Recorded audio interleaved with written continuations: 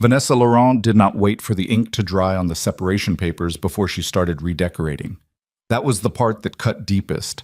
Not the affair, not the lies, not even the way Adrian Cole had looked at Vivian across the dinner table 3 weeks ago and said, with the calm of a man ordering takeout, that he was done. It was the phone call Vivian overheard on a Tuesday morning, standing barefoot in her own kitchen, coffee going cold in her hand, while Vanessa's voice floated through Adrian's speaker loud enough to fill the room. "Tell her she has until Friday. I want the penthouse ready by the weekend. And darling, get rid of those awful books.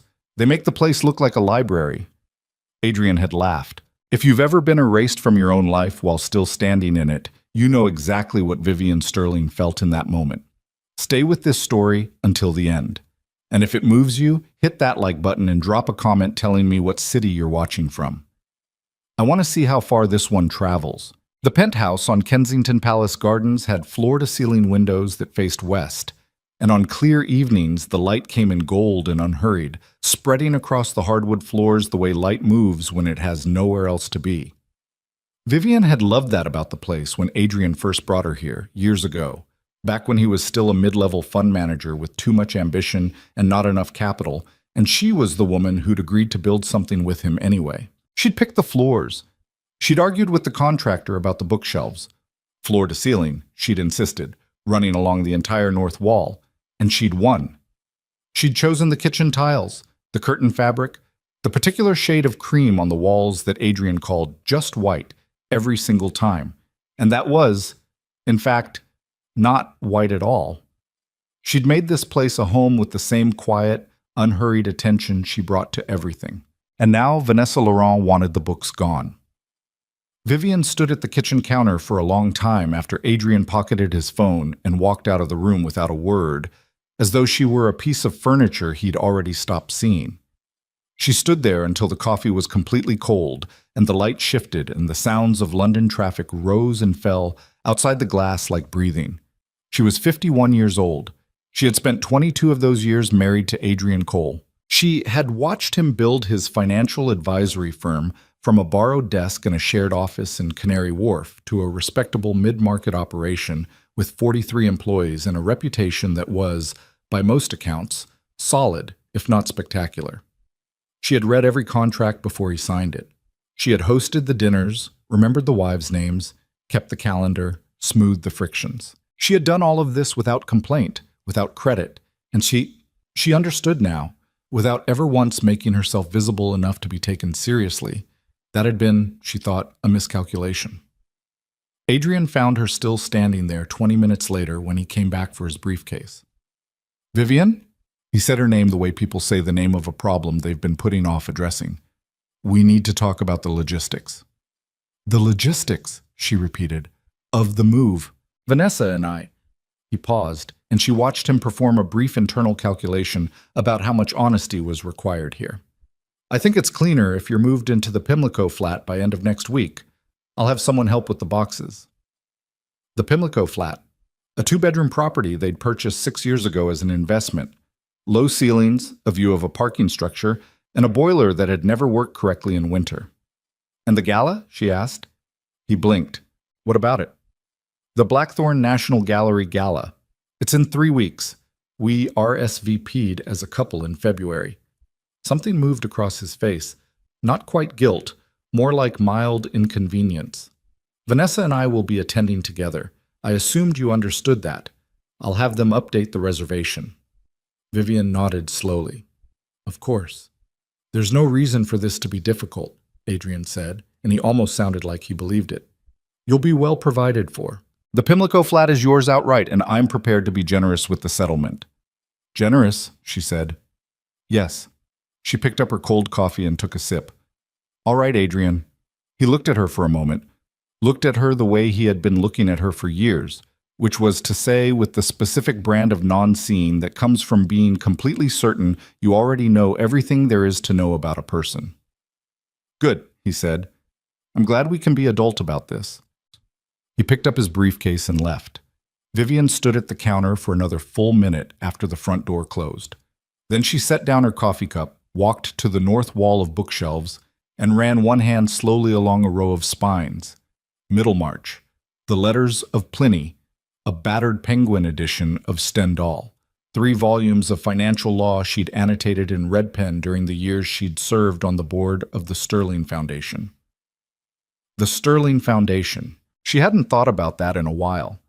She pulled out her phone and scrolled to a contact she hadn't called in nearly 4 years. The name read simply, M. Blackthorne, London office. She stood there looking at it for a long moment. Then she put the phone back in her pocket, walked to the bathroom, turned on the shower, and sat down on the edge of the tub while the steam built around her. She wasn't ready yet.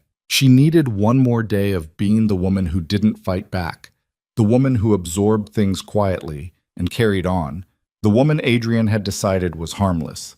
She needed one more day of that, and then she was done with it forever. The thing about Vanessa Laurent was that she was genuinely beautiful, and she knew exactly how to use it, and there was nothing dishonest about that technically. She was 34, the daughter of a French luxury goods importer and a minor socialite mother who'd spent her inheritance on apartments in 4 cities and a persistent belief in her own relevance.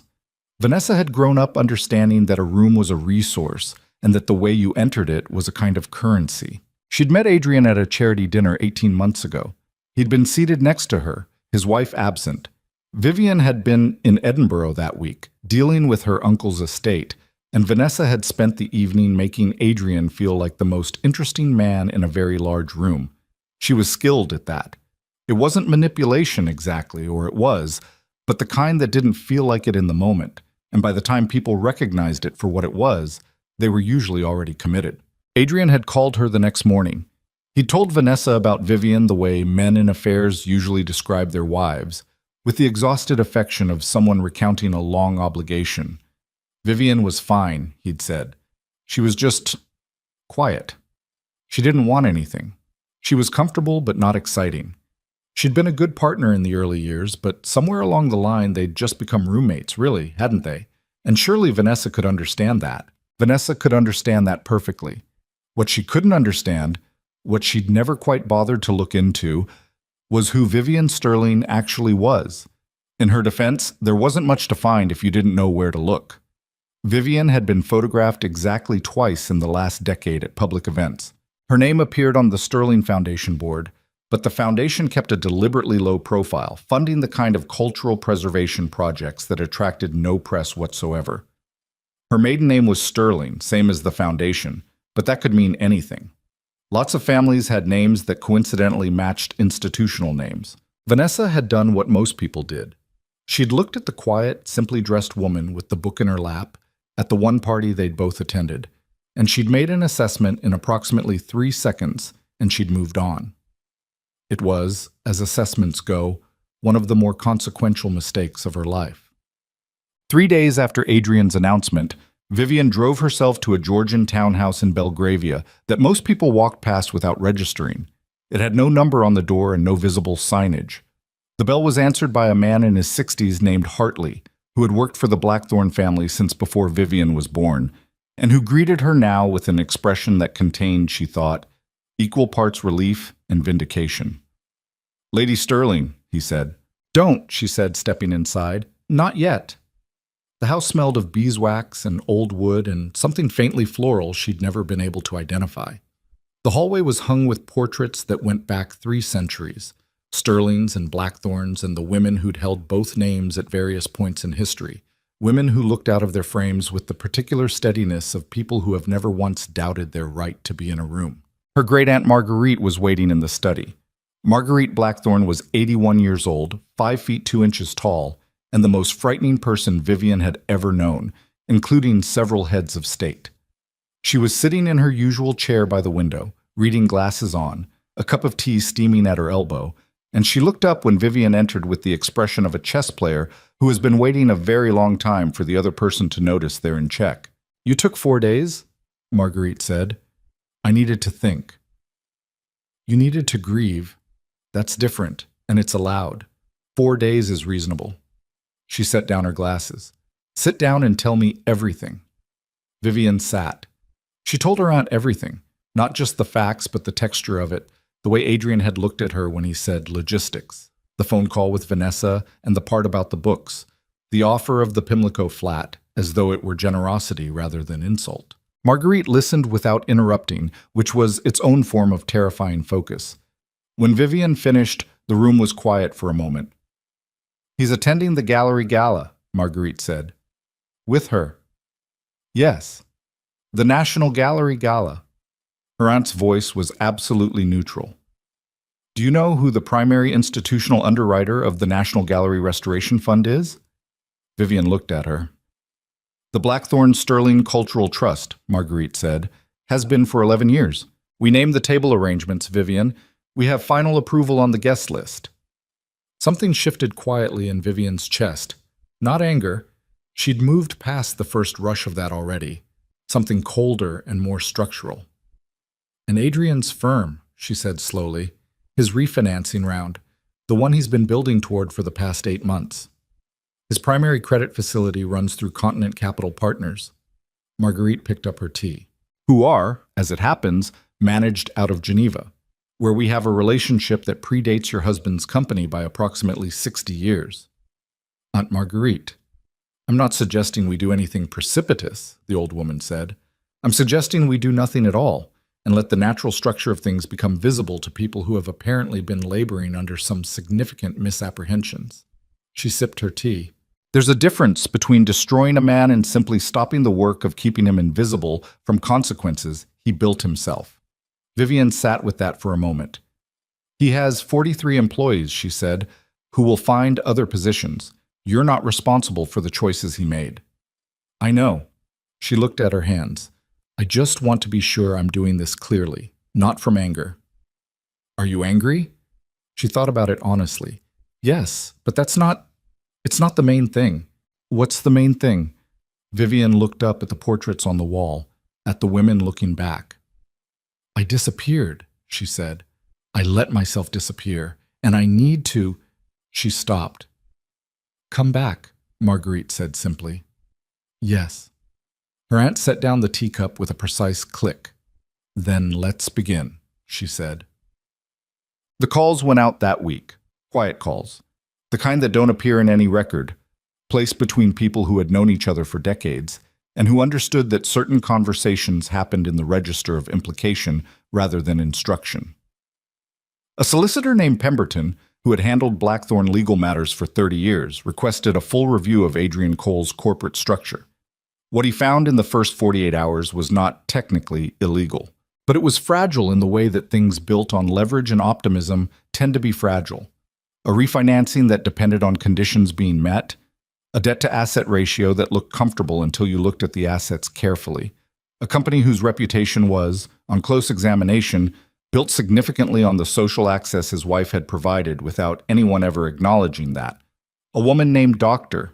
Elsa Frome, who ran the wardrobe and styling consultancy that had served the Blackthorn family for 20 years, arrived at the Belgravia townhouse on a Wednesday with 4 assistants and spent 2 days doing things to Vivian that Vivian found simultaneously embarrassing and, she admitted privately, not entirely unwelcome. The sapphire set came out of the foundation vault. The Blackthorn sapphires, a suite of jewels that had last been publicly worn by Vivian's mother at a state dinner in 1987, and that had since become the sort of thing that was discussed in hushed tones by people who covered old European money. "You look like yourself," Dr. Frome said, standing back to look at Vivian in the full-length mirror on the final afternoon. Vivian looked at the woman in the mirror for a long time. The woman looked back. She didn't look like a quiet wife with dusty books. She didn't look like someone who could be handed a flat in Pimlico and told to be grateful. She looked like a Blackthorn. On the evening before the gala, Adrian called to confirm that the Pimlico flat would be available for her to begin moving into. He sounded satisfied in a way that made her think Vanessa was probably nearby. He mentioned, almost as an afterthought, that he hoped there would be no awkwardness at the event. He trusted they were both adults. "Of course," Vivian said. "Good. I'm glad." After she hung up, she sat quietly in the townhouse study, the portraits watching from the walls, the sounds of Belgravia settling into evening outside the windows. She thought about the 22 years, about the dinners she'd hosted and the contracts she'd read, and the early mornings when Adrian's confidence had been thin and she'd shored it up without making a show of it because she'd believed in what they were building. She thought about the phone call she'd overheard. Get rid of those awful books. And the laugh that had come after it. She thought about her aunt's word. Precipitous. Nothing precipitous, just the natural structure of things, becoming visible. She turned off the lamp and went to bed and slept better than she had in 3 weeks. The gala was tomorrow. Everyone was already in position. All that remained was for the room to see what had been there all along. The morning of the gala, Vivian woke at 6 and lay in the dark for a while, listening to the house breathe around her. The Belgravia townhouse had a particular kind of quiet that was different from the penthouse quiet she'd grown used to over 22 years. The penthouse quiet was the quiet of glass and steel and a building full of strangers living parallel lives above and below you. This quiet was older. It had weight to it. It had the quality of a place that had absorbed a very long history and wasn't particularly impressed by any single chapter of it.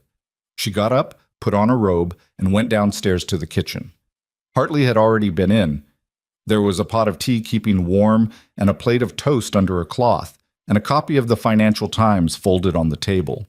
She poured the tea and sat down and opened the paper without any particular intention of reading it. She just needed something to do with her hands while her mind finished whatever it was working through. She thought about Adrian waking up this morning in the penthouse, in the bed she'd chosen the linens for. She thought about whether Vanessa was already there and decided it didn't matter. What mattered was the structure of the day. Dr. Frome's team was arriving at 2. The Blackthorn car would collect her at 6:30. The gala opened at 7. Marguerite had been precise about timing. "You don't arrive first," her aunt had told her 2 evenings ago, over a supper of cold chicken and very good wine. "You don't arrive dramatically late either, because that reads as theater.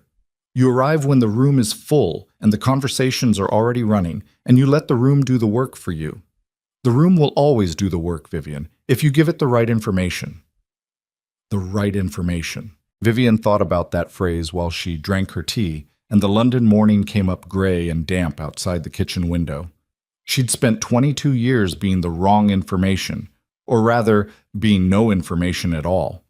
Being the quiet footnote to Adrian's story. The wife who didn't need acknowledgement because she'd told herself she was above needing it. She hadn't been above needing it. She'd just been afraid that needing it would make her look weak, and she'd confused the appearance of not needing things with actual strength, and by the time she understood the difference, she'd already hollowed out a significant portion of herself to maintain the illusion. That was the honest version. She was trying, this week, to be very honest with herself. She finished the toast and went upstairs to her old room. Her mother's room, technically, which was the room she always used in this house. And she opened the closet where Dr. Frome's team had hung the gown 2 days ago, still in its garment bag, and she stood looking at the bag for a moment. Then she closed the closet and went to take a shower because it was only 7 in the morning and there were 11 hours yet to go, and she was not going to spend them in the grip of some melodramatic pre-battle emotion. She was 51 years old. She was not in a film.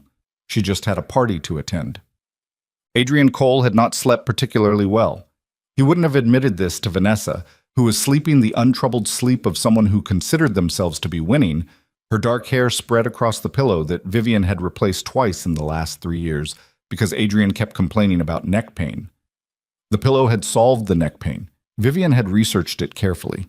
He hadn't thanked her for it because you didn't thank someone for the kind of invisible labor that only registered as absence when it stopped. He lay on his side looking at the ceiling of the penthouse bedroom and tried to locate what was bothering him.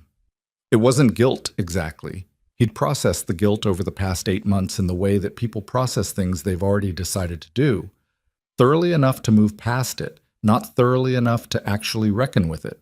It was more like the feeling of having forgotten something, some detail in a contract, some variable in a model.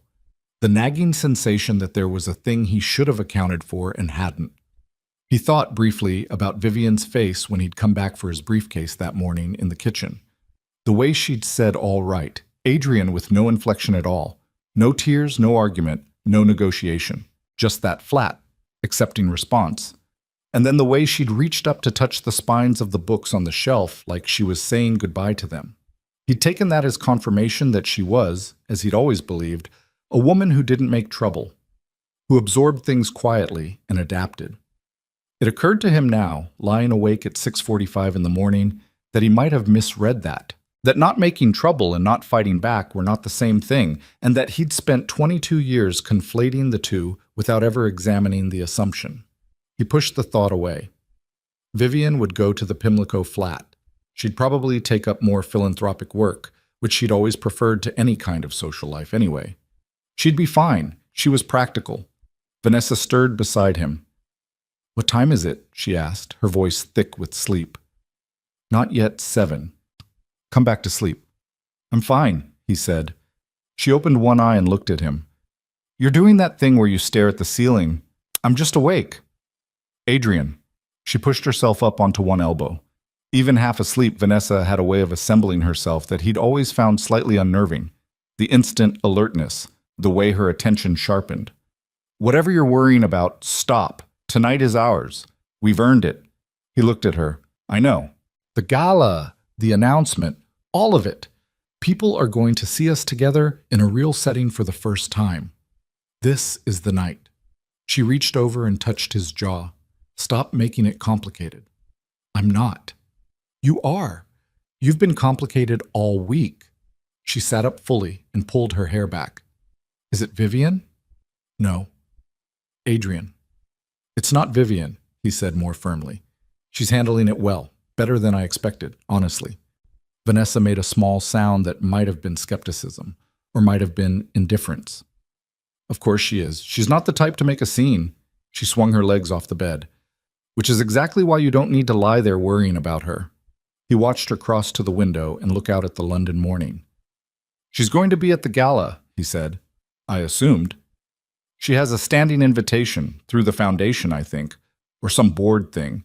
I couldn't get them to revise the list without—" He stopped. "Without what?" "It doesn't matter. She'll be there. I just wanted to prepare you." Vanessa turned from the window and the morning light was behind her, and she was, objectively, extraordinarily beautiful. And Adrian felt the particular mix of desire and unease that had characterized most of the past 18 months. "I don't need preparation," she said. "She's your ex-wife. She's a mousy woman who reads old books and wears beige. She'll stand against a wall somewhere and leave early, and by next week nobody will remember she was there." Adrian nodded. He almost said something, some small, qualifying thing that had been forming in the back of his mind all week. Some caveat about Vivian's family name, about the foundation, about things he'd perhaps not paid enough attention to over the years. But Vanessa was already moving toward the bathroom, and the moment passed, and he told himself it didn't matter. Pemberton called at 10:30.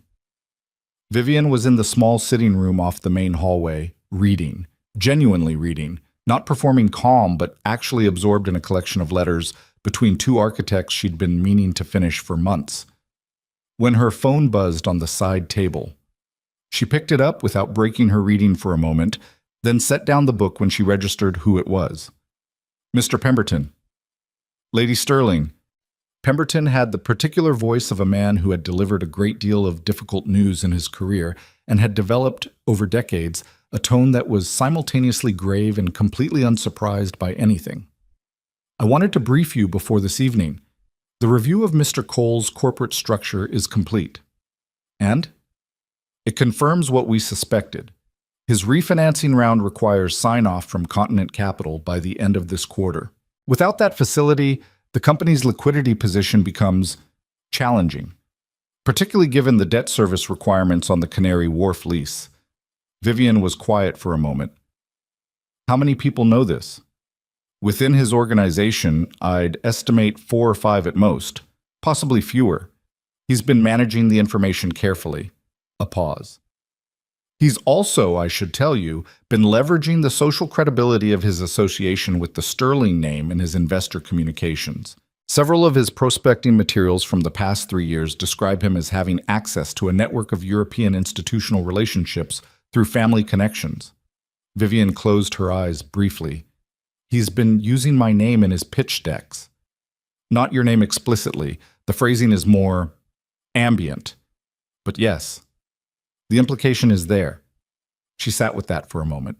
It wasn't surprising. In a way, it was almost the clearest possible illustration of everything that had happened. Not just the affair, but the whole architecture of their marriage, which she could now see had been, from Adrian's side, partly a business arrangement whose terms he'd never bothered to disclose to her. "What about Continent Capital?" she asked. "Lord Blackthorn's Geneva office has been in contact with their senior partners. As of this morning, the review timeline for Mr. Cole's application has been extended. Nothing that looks deliberate from the outside. These reviews do take time sometimes." "Sometimes," Vivian said. "Sometimes several months." "I see." She looked out the sitting room window at the street below. A nanny was pushing a pram past. Two men in suits were having a conversation outside the building opposite. Normal Wednesday morning in Belgravia. "And this isn't, Mr. Pemberton, I need to be sure. This isn't us destroying something we built." "With respect, Lady Sterling," Pemberton said, "the structure was already fragile. We haven't altered his fundamentals. We've simply declined to accelerate the process of obscuring them." It was, she thought, a very lawyerly way of putting it, and probably accurate. "All right," she said. "Thank you. Of course. One more thing." "Yes?" "Lord Blackthorn's table has been confirmed for this evening. Your great-aunt will be seated at the center. There are 7 other family members attending, including your cousin Edward and his wife, and 2 members of the Geneva office who happen to be in London this week." He paused. "The table placement is, as you may be aware, the most prominent in the East Gallery." Vivian thought about the gala layout. The East Gallery. Right at the heart of the room, where the light was best and the sight lines were longest. "And Adrian's table?" she asked. A very small pause that contained, she thought, a great deal of discretion. "The event coordinators placed Mr. Cole and his guest at a table in the west corridor," Pemberton said, "near the catering station. Dr. Frome's team arrived at 2 on the dot. 4 women and a young man named Marcus, who worked with the kind of focused, wordless efficiency that Vivian found deeply restful after a lifetime of people who narrated everything they were doing. They worked in the large upstairs dressing room while Vivian sat in the center of it and tried not to feel self-conscious. Elsa Frome herself moved around her with a measuring quietness, making adjustments, conferring in low voices with her team. At one point, she held a length of fabric up against Vivian's shoulder and turned her toward the light and said to nobody in particular, "Yes, that's correct. That's exactly right." Vivian looked in the long mirror and said, "I look like I'm trying too hard." "You look like yourself," Dr. Frome said, which was the same thing she'd said 3 days ago, and which Vivian was beginning to suspect was actually true rather than professional flattery. "I haven't looked like this in a long time." "You've looked like this your whole life," Elsa said, matter-of-factly, pinning something at the back of the gown. "You just stopped bothering to let people see it, which was your choice, and I understand the reasons for it, but the architecture was always there." Marcus appeared with the jewelry case at 4:30. He set it on the dressing table and opened it, and the sapphires lay in their fitted compartments catching the afternoon light, and for a moment the room was simply quiet. Vivian looked at the stones. The last time she'd seen them was her mother's funeral, when they'd come out of the vault briefly and then gone back. Before that, the state dinner photograph. Her mother at 53, 2 years older than Vivian was now, wearing these same stones, standing next to a foreign minister with the expression of someone who could end a conversation with a single look. "Hold still," Elsa said quietly, and lifted the necklace. The cold weight of it settled at Vivian's throat, and she sat very straight, and in the mirror she watched something happen to her bearing, some old posture, some ingrained straightening of the spine, coming back without her having to tell it to. The woman in the mirror looked back at her. Vivian thought, "There you are." She didn't tell Marguerite about the Pemberton call. She didn't need to. Her aunt had almost certainly already known the contents of it before Pemberton had dialed. What she did tell her when they sat together in the downstairs study for an hour before the car arrived was that she was nervous, not about the evening itself, about something harder to name. Marguerite listened with her hands folded in her lap. "Say it properly," her aunt told her. "I'm afraid that when I see him," Vivian said, "some part of me will still want it to have been different." "Of course it will.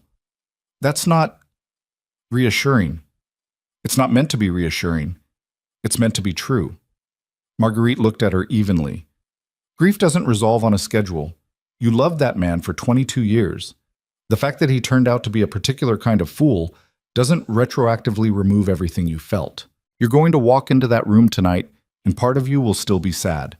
That's allowed. It doesn't make you weak, and it doesn't make tonight pointless. Vivian looked at her hands. I don't want to cry. You won't. Her aunt said it with complete certainty. You're a blackthorn. We cry in private, and we present only what we choose to present in public. You know this. I haven't been very blackthorn lately. No. Marguerite was quiet for a moment. You were being a wife. That was its own kind of work, and you did it honestly, and there's no shame in it. But that particular work is finished now, and it's time to remember what came before it. She uncrossed her hands and placed one of them briefly over Vivian's. Adrian Cole didn't marry a woman. He married a woman he'd flattened into something manageable, and he spent 22 years making sure she stayed flat. Tonight you simply stand back up. That's all. Vivian was quiet for a while. And Vanessa? She finally asked. Marguerite made a short sound. Not quite dismissive, more like the sound of someone assigning an appropriate level of weight to something that didn't warrant very much. Vanessa Laurent chose a man based on what she believed he represented, her aunt said. Position, access, a certain tier of London society. She made a calculation, and she made it incorrectly because she didn't do her research. Whatever happens to her from this point forward is the natural result of her own choices. We're not targeting her. I know. Do you feel sorry for her? Vivian thought about it honestly, because Marguerite always knew when she wasn't being honest. Not really, she said at last. Is that bad? It's human, her aunt said, and left it there. The car arrived at 6:28, which was 2 minutes early, which meant Hartley had almost certainly coordinated with the driver the way he coordinated everything, precisely and without drawing attention to the precision. It was a dark car, a large one, and when Vivian came down the front steps in the gown and the sapphires, the driver, a young man named Thomas she'd known peripherally for years, opened the rear door and said, "Good evening, Lady Sterling," with a formality that she found unexpectedly moved her. She got in. The car pulled into the Belgravia evening. She looked out the window at London going past, the white stucco of the residential streets giving way to the broader avenues, the lights coming on as the sky darkened. And she felt the nerves that had been sitting quietly in her chest all day doing whatever nerves do when there's nothing left to do but go through the door. She thought about Adrian's voice on the phone last night. I trust we're both adults. She thought about Vanessa on Adrian's speaker. Get rid of those awful books. She thought about the Pimlico flat with the broken boiler. She thought about 22 years of carefully prepared dinners and researched pillows and annotated contracts that she'd handed over without a word, and the word logistics used for the end of a marriage. She looked at her reflection in the dark window of the car, the sapphires at her throat, the woman her aunt said she had always been. The car crossed into the West End, and the streets got wider and brighter, and ahead of them the lights of the National Gallery came into view against the darkening sky. Warm gold light flooding out through the tall windows, the red carpet on the steps already thick with people, the sound of London's charitable elite assembling itself for an evening of considerable mutual congratulation. Vivian sat very straight. The car slowed and stopped, and Thomas came around to open the door. Ready? He asked, quietly, the way you ask someone something you actually want to know the answer to. Vivian took one breath and then another. Yes, she said. She stepped out onto the red carpet, and the evening air was cold and smelled of rain that had just passed, and 24 conversations were happening around her simultaneously, and for a moment nobody noticed her at all. And then, gradually, they did. It didn't happen all at once. It happened the way things happen when something long absent returns to a room that remembers it, slowly, then with gathering certainty, a ripple moving outward from her through the crowd as people registered the sapphires, then the gown, then the family bearing that no amount of quiet years had fully extinguished, and then, with a particular quality of recognition that passed between those who knew their London history, the name. An older man near the top of the steps said, "Good Lord," under his breath. A woman in her 60s turned and stared. Someone further back in the crowd said, quietly but clearly, "Is that a blackthorn?" Vivian walked up the steps. Behind her, without her seeing it, a black car had pulled up 20 minutes earlier and deposited Adrian Cole and Vanessa Laurent on the same red carpet. Vanessa had been wearing a red dress that she'd paid a great deal for, and that was, objectively, extraordinary. She'd walked up those steps with her hand on Adrian's arm and the particular bright-eyed focus of someone whose whole evening depended on being seen by exactly the right people. Adrian had worn a suit that cost more than his first month's salary and had held himself with the careful confidence of a man performing a version of himself he hadn't quite grown into yet. They were already inside when Vivian arrived. They had already been directed, politely and without explanation, to their table in the west corridor. They hadn't yet understood what that meant. Well, inside the East Gallery, Marguerite Blackthorne was already seated, spine straight, hands folded, speaking with the gallery's director with the calm authority of someone in whose name several of the paintings on these walls had been restored.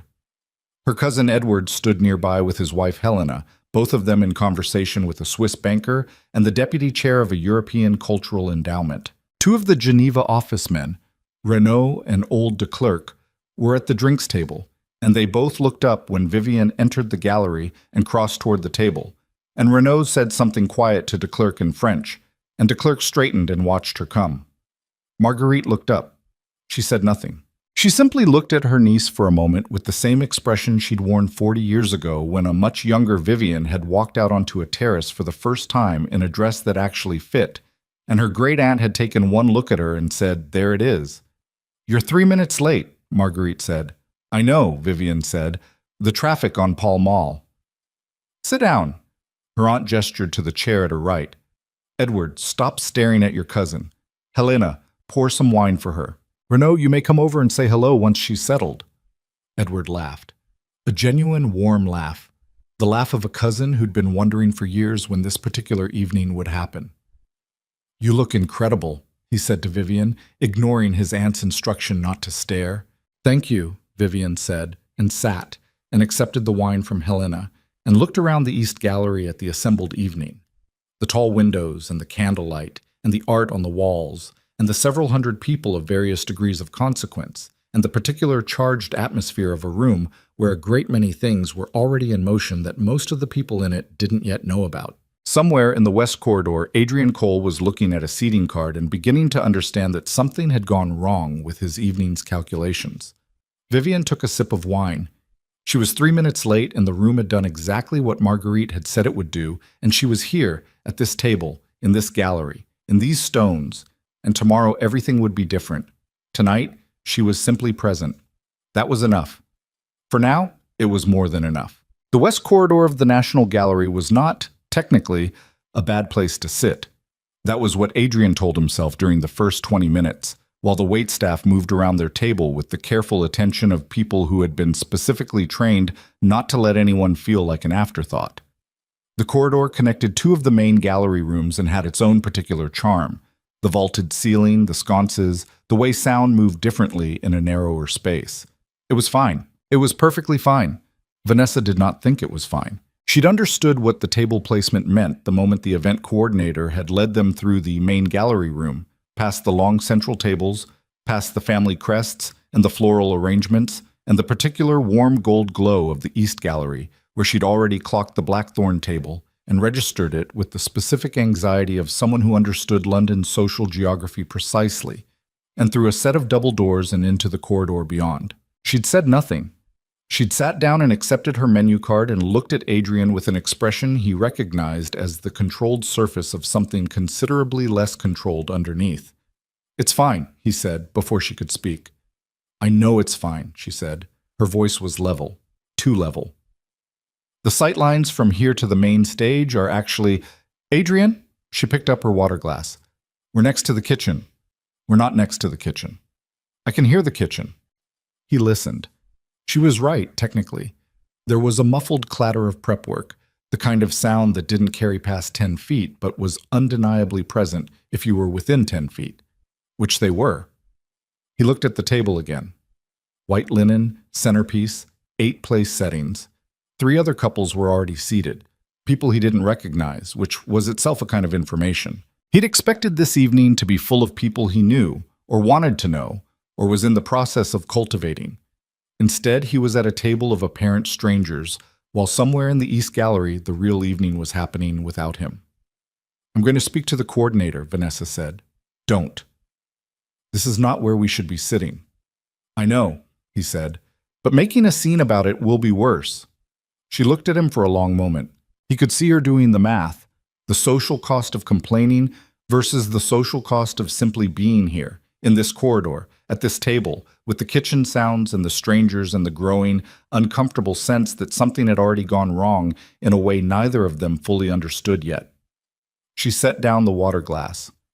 "Fine," she said, "but I want to know how this happened." So did he. He thought about the guest list revision request he'd submitted 3 weeks ago, adding Vanessa's name, removing Vivian's. The event office had confirmed it.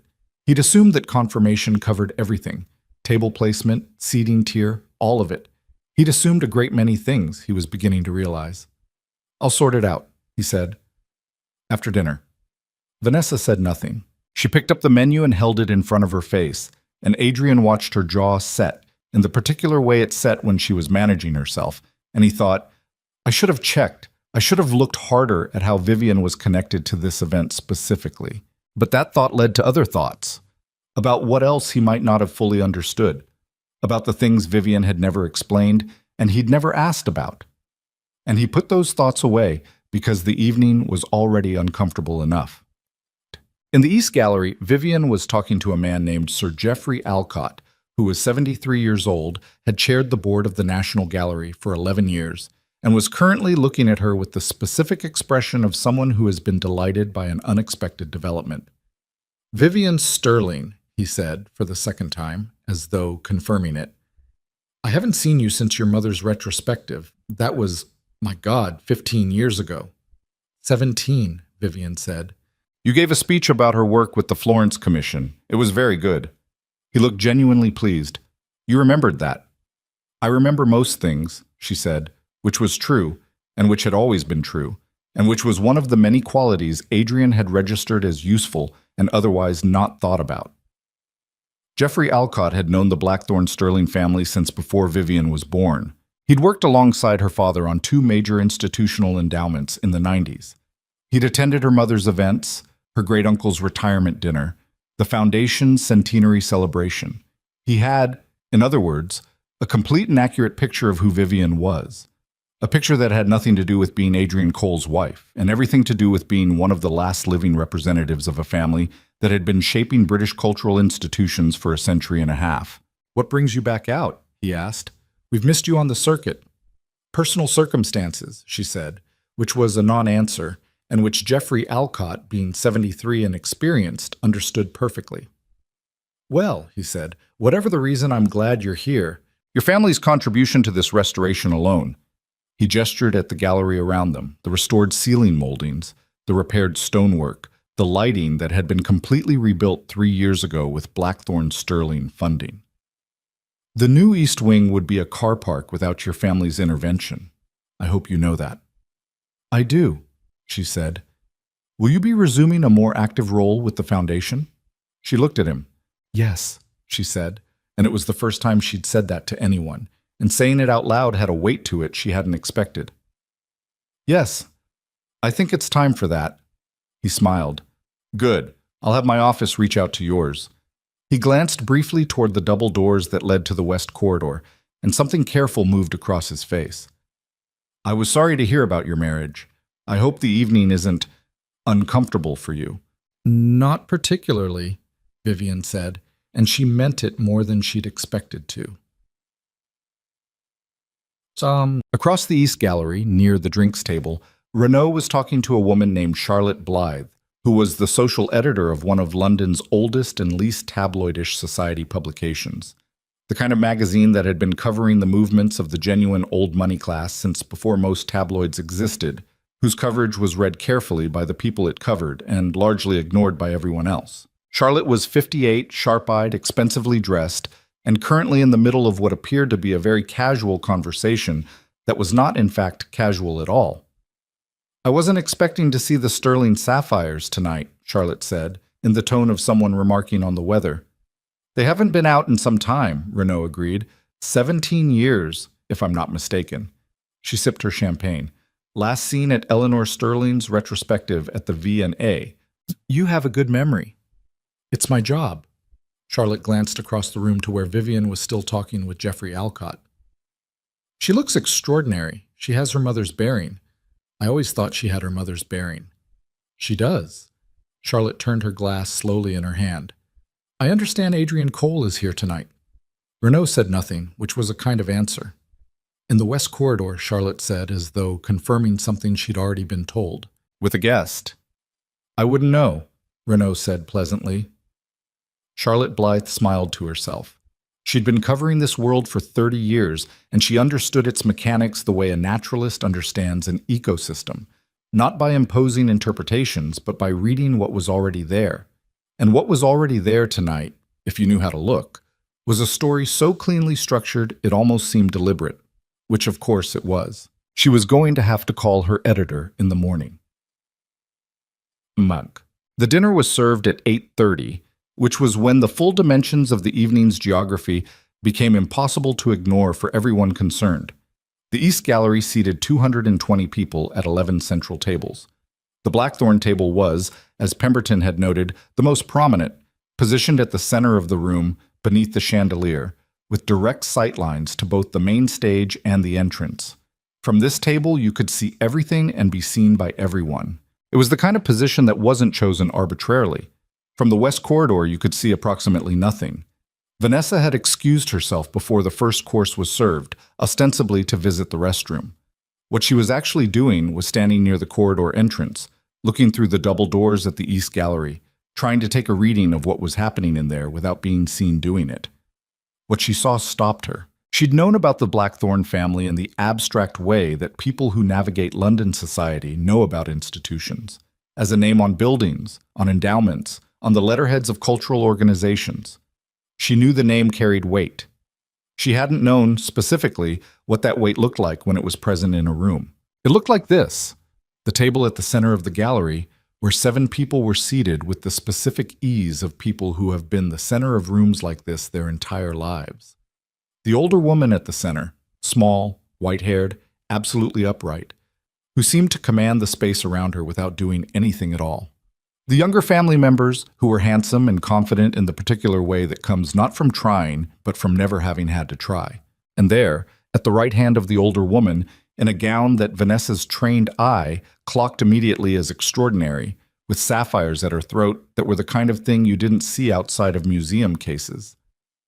Vivian. Vanessa stood very still. The thing that hit her wasn't just the visual, it was the way the room oriented toward that table. Not obviously, not with the craning necks and whispered pointing of people watching a celebrity, more subtle than that, and more telling. The way Jeffrey Alcott had gravitated there as his first stop of the evening. The way 2 men she recognized as significant figures in European finance were currently standing at the edge of the table in conversation. The way the room's energy had a current to it, and the current ran toward the East Gallery, and specifically toward that table, and specifically toward Vivian Sterling, who was sitting in her family's seat with her family's jewels, looking like she had never once in her life stood against a wall, in beige. Mousy, Vanessa had called her. She had made an assessment in 3 seconds and built an entire strategy on top of it. And the assessment had been wrong in a way that was, she tried to find the word for it, foundational. Not wrong at the edges, wrong at the center. She went back to the table. Adrian looked up when she sat down. Well? He said. She picked up her fork. We need to talk, after tonight. About what?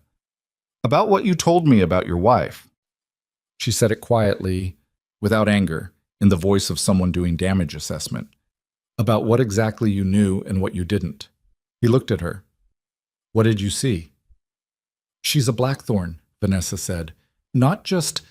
She's not just some woman with a family name, Adrian. She's the Blackthorn heir. The foundation, the trust, the whole...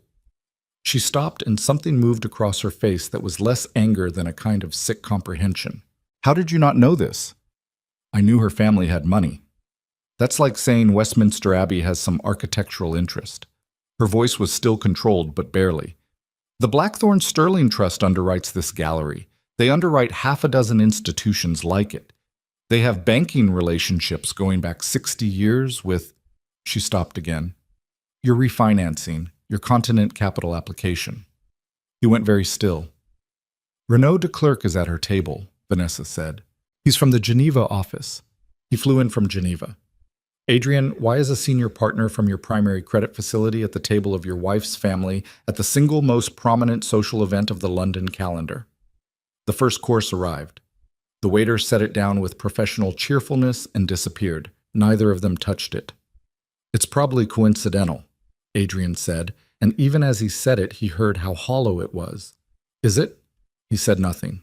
Vanessa looked at the untouched food in front of her. She was a woman who had always understood risk, who had, in her own way, done her calculations. She had looked at Adrian Cole, and she had seen a man on an upward trajectory, a man with a growing firm and solid connections, and the comfortable confidence of someone whose luck had consistently run good. She had not looked closely enough. She had done the same thing she was accusing him of, seen what she wanted to see, and stopped there. She thought, we deserve each other. Then she thought, that's not useful. I'm going to go speak to someone, she said. Vanessa. I'm not going to make a scene. I'm going to speak to Charlotte Blythe, who I know professionally, and I'm going to get a read on this room, because sitting here not knowing is worse than anything else. He didn't stop her. She found Charlotte Blythe at the edge of the East Gallery, which meant Vanessa had to cross through the double doors, which meant she was now, technically, in the main room. Not seated there, not part of it, but standing at its edge, which was its own kind of exposure. Charlotte registered her immediately, and to her credit showed nothing more than the polite attentiveness of someone at a social event. Vanessa, she said, I didn't realize you'd be here tonight. I'm with Adrian Cole. We're in the... She gestured back toward the corridor. We're seated over there. Of course. Charlotte's tone was impeccable. Warm, neutral, revealing nothing. Charlotte, I need to ask you something, and I need you to be direct with me. I'll try. Vanessa glanced across the East Gallery to the central table, where Vivian was currently in conversation with a woman Vanessa didn't recognize. Vivian Sterling, tell me who she actually is. Charlotte was quiet for a moment that was one beat longer than necessary. You know who she is. I know the name. I need to know the weight of it. Charlotte looked at her with an expression that was not unkind but was very clear. Vivian Sterling's maternal line is Blackthorne.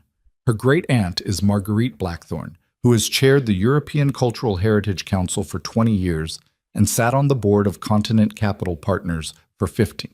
Her father, the late James Sterling, co-founded the Sterling Blackthorne Endowment in 1988, which currently manages assets across, I believe it's 9 countries, but you'd want to verify that. She paused.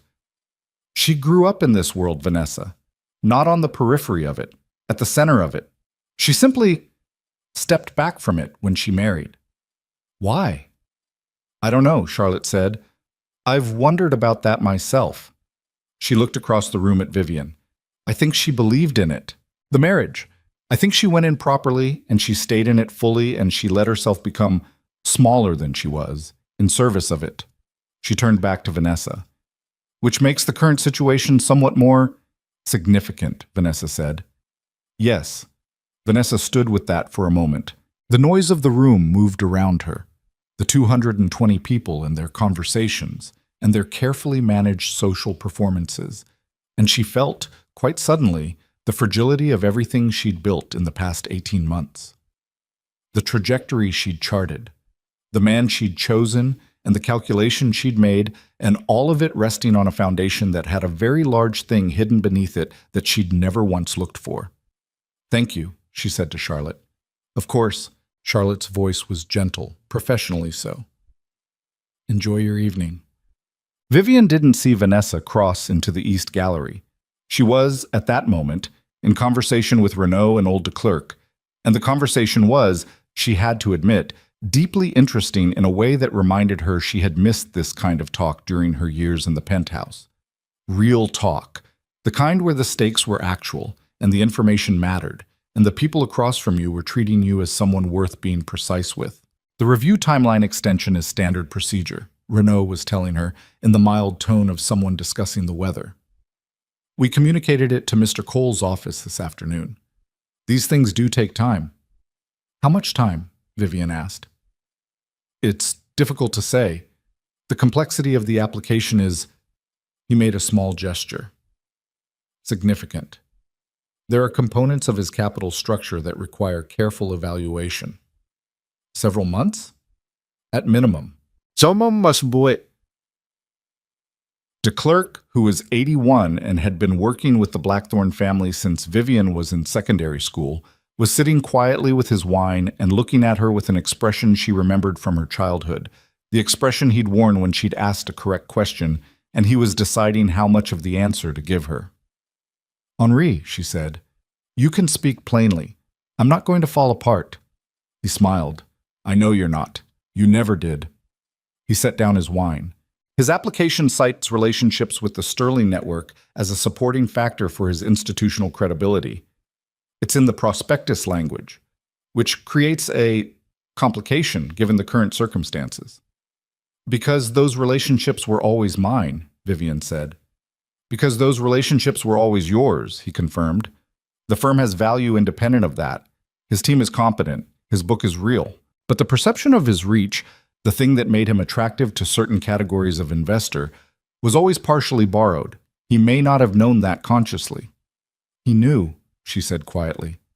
"Not in those words, but he knew what I brought, and he used it, and he didn't think about what happened if it went away." De Klerk said nothing, which was the most honest possible response. The trouble, when it arrived, didn't arrive quietly. It arrived the way trouble usually arrives at events like this, through the specific combustion of alcohol and wounded pride and an audience that was just paying enough attention to make it worse. It was 9:45 between the main course and dessert when Vanessa Laurent came back through the double doors for the second time, not to stand at the edge of the room, to cross it. She'd had 2 glasses of the corridor wine, which was decent but not as good as the East Gallery wine, and she'd spent the last hour sitting at the corridor table while Adrian was silent beside her, running through her options, and she'd reached a point where sitting still felt actively worse than doing something, even something inadvisable. She told herself she wasn't going to make a scene. She told herself this was simply a matter of dignity, of not spending the rest of this evening invisible in a corridor while the woman whose husband she was taking sat 20 meters away wearing a dynasty's worth of jewelry. She told herself she just wanted to make her presence known, to be seen by the right people, to not be hiding. She crossed the East Gallery. People noticed her. She was dressed to be noticed. The red gown had cost £6,000, and she wore it with the confidence of someone who knew it. But the room's noticing had a particular quality to it that she registered and tried not to register simultaneously. Not the noticing of welcome, something more watchful than that. She walked to the Blackthorn table. Marguerite Blackthorn saw her coming from 15 feet away. The old woman's face did not change in any visible way. She simply watched, with the patient attention of someone who has seen a great many things in 81 years and is rarely surprised by any of them. Vivian was reaching for her water glass when she registered the shift in Marguerite's attention and turned. For a moment, the 2 women just looked at each other across about 4 feet of National Gallery carpet. Vivian's face was, she hoped, reasonably composed. Her pulse had kicked up. This was the first time she'd seen Vanessa in person. At the one party they'd both attended, they'd been on opposite sides of a room, and she'd deliberately kept it that way. Vanessa was very beautiful. That landed with the specific unpleasantness of confirming something you'd already known intellectually. "Vivian?" Vanessa said. Her voice was controlled. She was managing herself. "Vanessa," Vivian said. A very small, very charged pause. "I wanted to come and say hello," Vanessa said. "Since we're both here and—" She stopped. Whatever had sounded reasonable in the corridor was rearranging itself against the reality of this room, this table, these people watching. "I thought it would be more awkward not to." "That was thoughtful of you," Vivian said. Something tightened in Vanessa's face. The courtesy was, in its own way, more unsettling than anger would have been. "You look well," Vanessa said. "Thank you." A beat. And then, because the silence was becoming the kind of silence that takes on its own energy, and because Vanessa had 2 glasses of wine in her and had been sitting in a service corridor for an hour and a half, and because she was, Underneath all her considerable skill at managing situations, a person who had not fully processed the evening's revelations and was reacting from that unprocessed place. She said something she'd have been better served not saying. "I have to admit," she said, and her voice was still controlled, but there was something underneath it now. "I wouldn't have recognized you. You seem so different than how Adrian described you." The table was listening, not obviously. Conversations hadn't stopped, nobody was craning, but the attention was there, the practiced social hearing of people who knew how to follow a room. "How did Adrian describe me?" Vivian asked. Vanessa hesitated. She'd walked herself into that, and she knew it. "He said you were quiet," she said. Private. Happy in a small life. Vivian set down her water glass.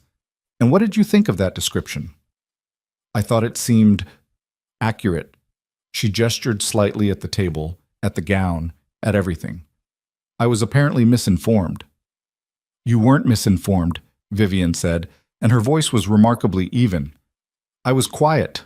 I was private. I chose a small life for a while because I believed in what I was building with him." She met Vanessa's eyes without looking away. "But I think the thing you and Adrian perhaps didn't account for is that choosing to be small is very different from being small." The table had gone entirely still. Marguerite Blackthorne was looking at a point on the middle distance with absolute serenity. Edward was very carefully looking at his wine glass. De Klerk had put down his fork. Vanessa stood very straight. Color was rising in her face. Not embarrassment, more like the particular heat that comes from a conversation going precisely the direction you'd feared. "I didn't come here to fight with you," she said. "I know," Vivian said. "I don't want to fight either. I genuinely don't." She said it quietly, and she meant it. "But I do think you came over here because something shifted for you this evening. And it frightened you. And you wanted to... what? See if I was actually what you'd assumed? See if there was something here to negotiate." "That's..." Vanessa stopped. "I'm not angry at you," Vivian said. "That probably seems strange. But you didn't take anything from me that was ever really secure. What was in that marriage that was worth keeping? I should have been defending it long before you came along." She looked at her steadily.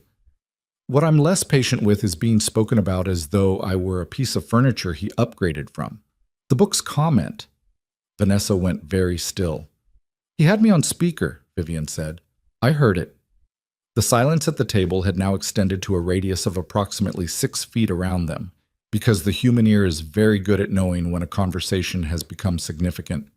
Vanessa opened her mouth, closed it, opened it again. "That was private," Vivian said. "I know. And I'm not bringing it up to humiliate you. I'm bringing it up because I think you need to understand that the woman Adrian described to you, quiet, small, harmless, already gone before you arrived, was a story he told you because it was more comfortable than the truth." She paused. "The truth is that he didn't actually know who I was. He stopped looking at me years ago, and what he saw in the space where I should have been was his own assumption." "That's not entirely your fault." Vanessa stood there. The color had left her face now. She was very still in the red dress under the chandelier light, and she looked, not defeated exactly, but stripped, like someone whose performance has been quietly set aside, and what's underneath it is just a person trying to figure out what to do next. "The Continent Capital application," she said very quietly, almost inaudibly. "Is in review," Vivian said. "Yes. Is that..." Vanessa swallowed. "Did you..." "We declined to accelerate it," Vivian said. "Nobody has done anything to Adrian. He built what he built the way he built it, and the only change is that certain structural supports are no longer in place." She held Vanessa's gaze. "I would encourage you to plan accordingly." A long, complicated moment. Vanessa Laurent had arrived at this table to reclaim something, some sense of position, some confirmation that she was not invisible, some reassurance that the evening's seating arrangement was an administrative error rather than an accurate picture of reality. She had not found any of those things. What she had found was a woman who was not performing cruelty and was not performing forgiveness either, who was simply telling the truth with a clarity that left no comfortable interpretation available. She straightened up. "I should get back," she said. "Yes," Vivian said. Vanessa turned and walked back across the East Gallery. The room watched her go with the collective social awareness of a room that has just witnessed something and is deciding what to do with it. Charlotte Blythe, who had seen everything, who had watched from her position near the wall with the trained stillness of someone who has been doing this for 30 years, quietly set down her champagne glass and took out her phone and typed a 3-sentence note to herself. At the blackthorn table, de Klerk picked up his fork. Marguerite turned to her niece and said, in the same tone she might have used to observe that the weather was fine, "Adequately handled." Edward exhaled. "Adequately. That's generous." "Be quiet, Edward," Marguerite said. Vivian reached for her water glass. Her hand was not entirely steady, which she noticed and didn't try to hide from herself. Her heart was going faster than she'd like. She'd meant everything she'd said. She hadn't performed any of it, but meaning something didn't make it easy, and there was a part of her that had spent 22 years smoothing things over and had found the directness of the last 5 minutes quietly enormous. Helena, Edward's wife, leaned over and touched her hand once and didn't say anything, which was exactly right. "The dessert is coming," Marguerite announced, to the table generally. Life, she seemed to be indicating, continues. The East Gallery hummed back into its full register of conversations and clinking glasses, and the small social machinery of a significant evening, and Vivian sat in her chair under the chandelier and breathed, and the dessert arrived, and the night moved forward the way nights do, without pause, without ceremony, regardless of what any of the people inside it were feeling. Somewhere in the west corridor, Adrian Cole had been watching his phone, waiting for a message from Vanessa that didn't come. At 9:52, he stood up, excused himself from the corridor table, and went to find her. He found her instead coming back through the double doors with an expression on her face he had never seen before. Something collapsed behind the surface of it, some certainty gone. "What happened?" he said. She looked at him. "We need to leave," she said. "And tomorrow we need to talk about everything." "About what?" "Vanessa, what did she—" "Not here," she said. "Not now."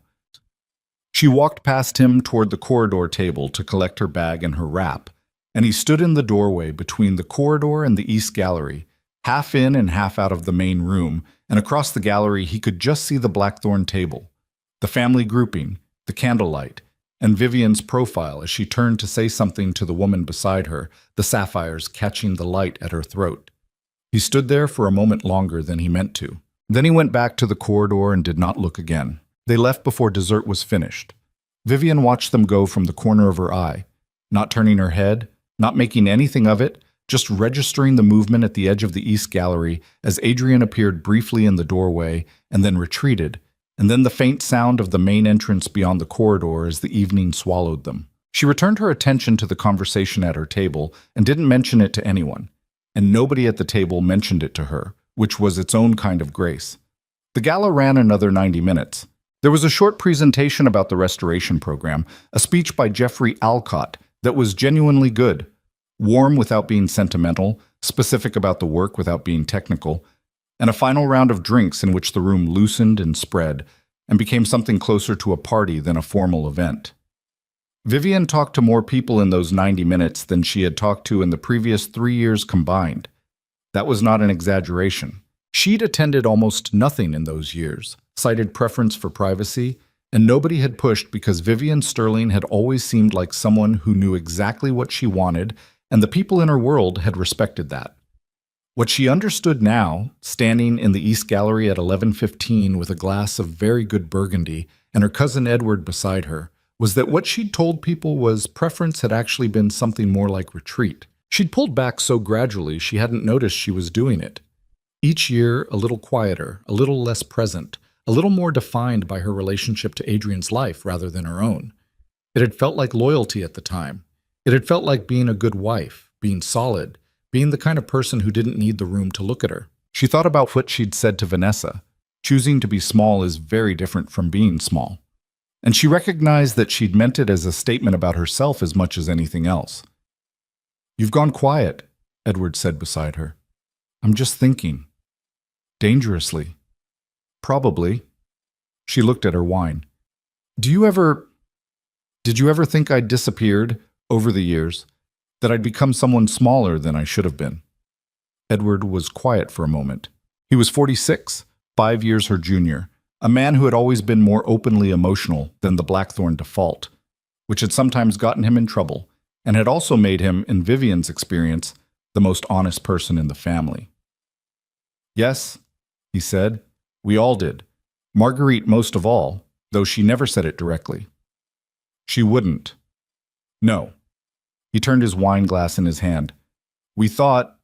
I thought, that you'd chosen it, that you'd found something in that life that worked for you in some way we couldn't see from the outside.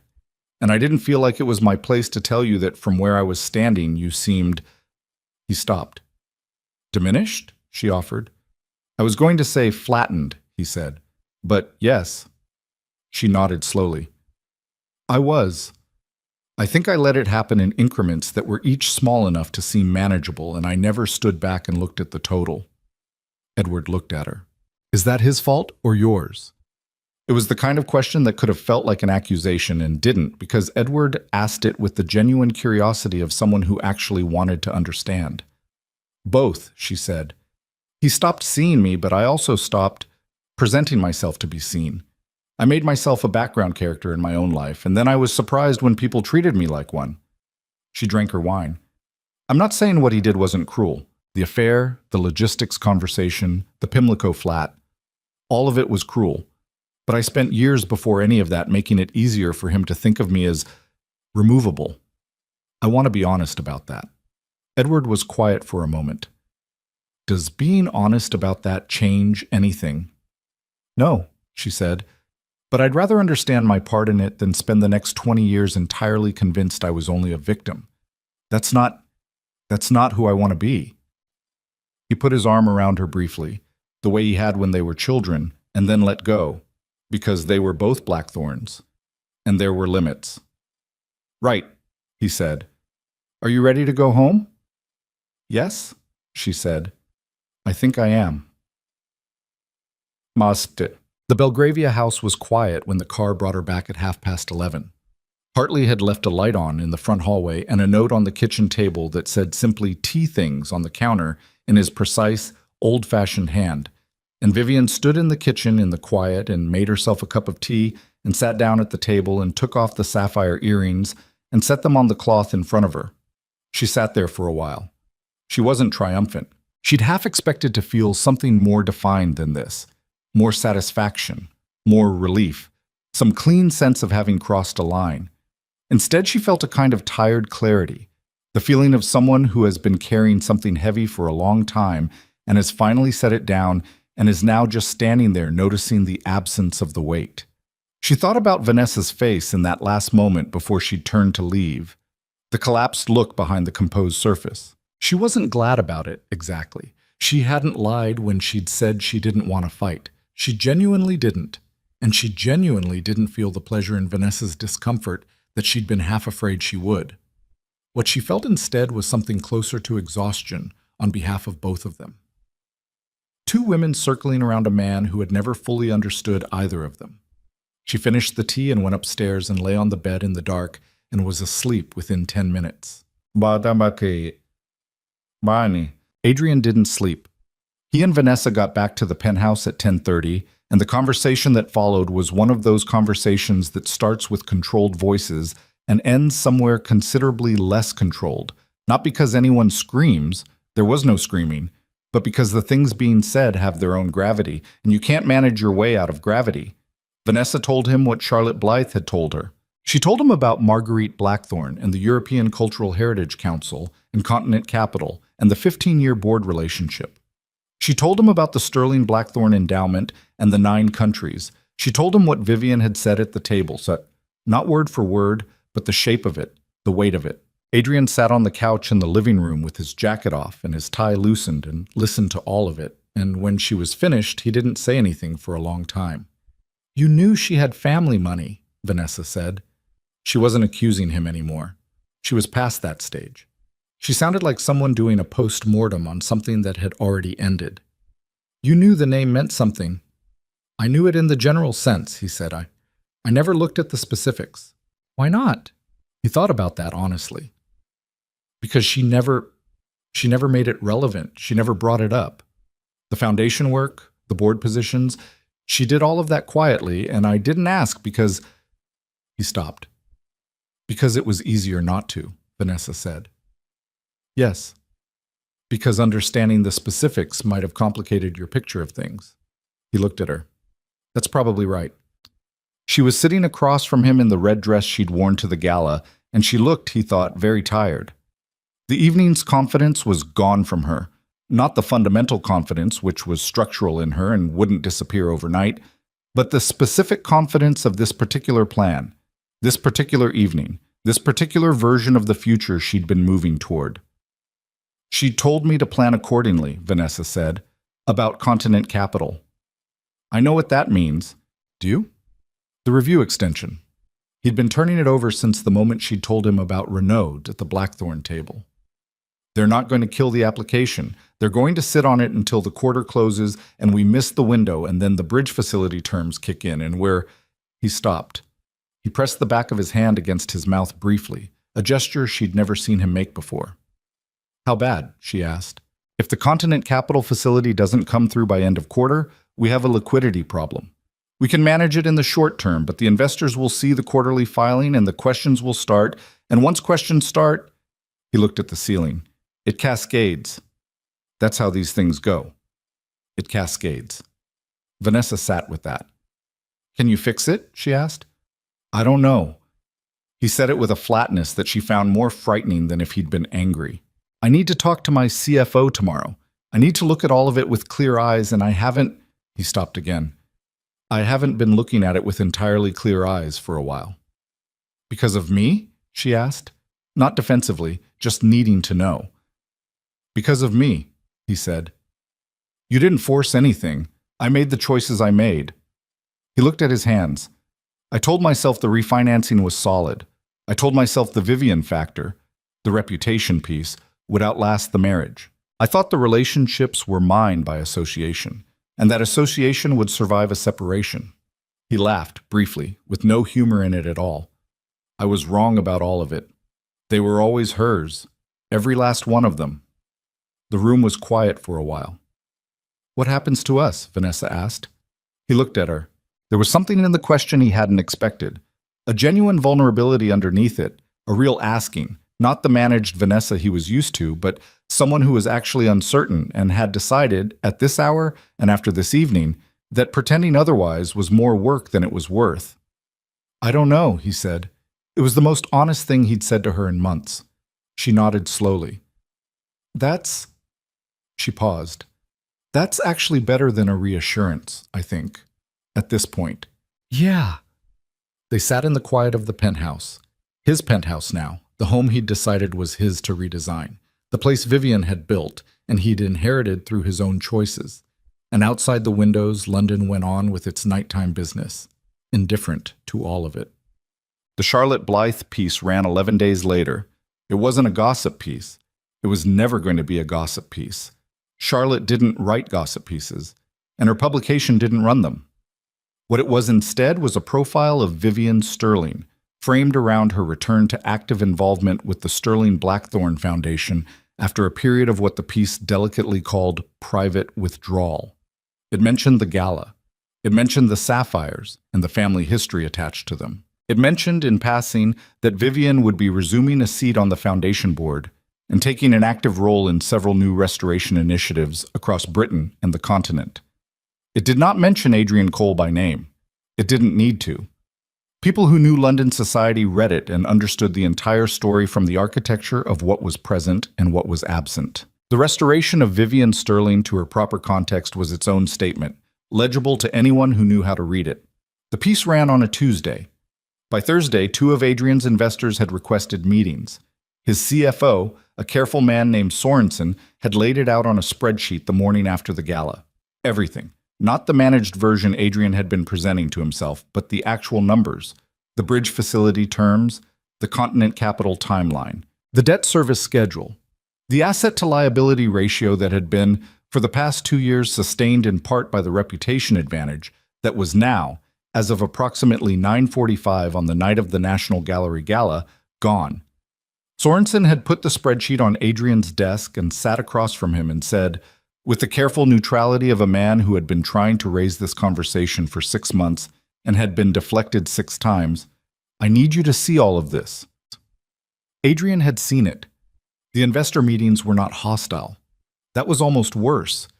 They were the meetings of people who had liked Adrian, who had believed in the trajectory, who were now simply doing the thing that investors do when they begin to see a shape they don't like in the numbers, asking quiet questions with careful eyes, looking for the reassurance that the numbers couldn't give them.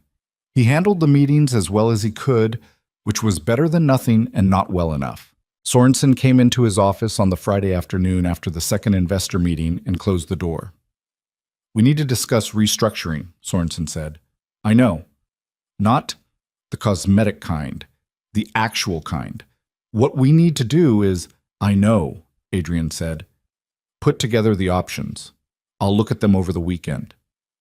"Adrian?" Sorensen said his name with the tone of someone who has prepared for a hard conversation. "The longer we wait on this—" "I said I'll look at them over the weekend." Sorensen put a folder on the desk and left without another word. Adrian sat in his office and looked at the folder for a long time without opening it. Outside his window, Canary Wharf was doing its ordinary Friday afternoon thing. The suits moving in and out, the river beyond, the perpetual low-grade hum of a financial district that absorbed individual catastrophes the way the ocean absorbs stones. Without ceremony, without pause. He thought about the prospectus language, access to a network of European institutional relationships through family connections. He'd written that line himself. He'd been proud of it, the way it gestured towards something real without being technically false. He'd been using Vivian's inheritance as collateral without thinking of it in those terms. And he'd never examined that fact because examining it would have required him to see his marriage differently than he wanted to see it. He'd seen what he wanted to see. That was, when he was honest, and he was trying, now in the wreckage of the thing to be honest, the real story. Not of this crisis specifically, but of 22 years. He'd looked at Vivian and seen what he wanted her to be. And when the reality of what she actually was had become inconvenient, he'd replaced her with someone easier, someone who asked less of him simply by not having the history that required him to reckon with what he'd taken. He wasn't a monster, he knew that. He was a man who had made a long sequence of choices, each one comprehensible in isolation, that had accumulated into something he was not proud of. He suspected he'd spend a fair amount of time, in the months ahead, sitting with that accumulation. He opened the folder. Vanessa's gallery on Deering Street had been running for 6 years. It was a good gallery, genuinely, not just by the standard of things that got called good galleries by their owners. She'd built it with real taste and real effort, and it occupied a precise, defensible niche in the London art world. Contemporary work with serious pedigree. Nothing trendy, nothing obviously commercial. She'd cultivated a client list that was small enough to be real relationships and important enough to matter. She was proud of it. What she hadn't examined, in 6 years, was how much of the gallery's cachet depended on the social network she'd built around it, and how much of that network depended on adjacency to certain kinds of people and certain kinds of names. Not dishonestly. That was just how those worlds worked. You were known by your associations, and your associations opened certain doors. And over time, the doors became part of the landscape, and you stopped seeing them as contingent. The first indication was small. A collector she'd been cultivating for 4 months, a Swiss couple based in London, serious buyers, the kind of clients who could anchor a program for years, sent a polite email canceling their scheduled studio visit. The reason given was scheduling. The email had the particular smoothness of a politely worded withdrawal. She forwarded it to her assistant, a young woman named Priya, who had very good instincts, and said, "Can you find out what's going on with this?" Priya came back 40 minutes later and sat down across from Vanessa's desk with the expression of someone who had found something and wasn't sure how to deliver it. "They had lunch with the Alcott group last week," Priya said, "at the National Gallery, the post-gala trustee lunch." Vanessa looked at her. Jeffrey Alcott was there, and apparently, Priya paused. Someone mentioned to them that the gallery's social positioning might be shifting. Those aren't the exact words, but that's the shape of it. "Someone mentioned," Vanessa said. "I can't get the name, but—" Priya stopped. "But it's not hard to guess the context."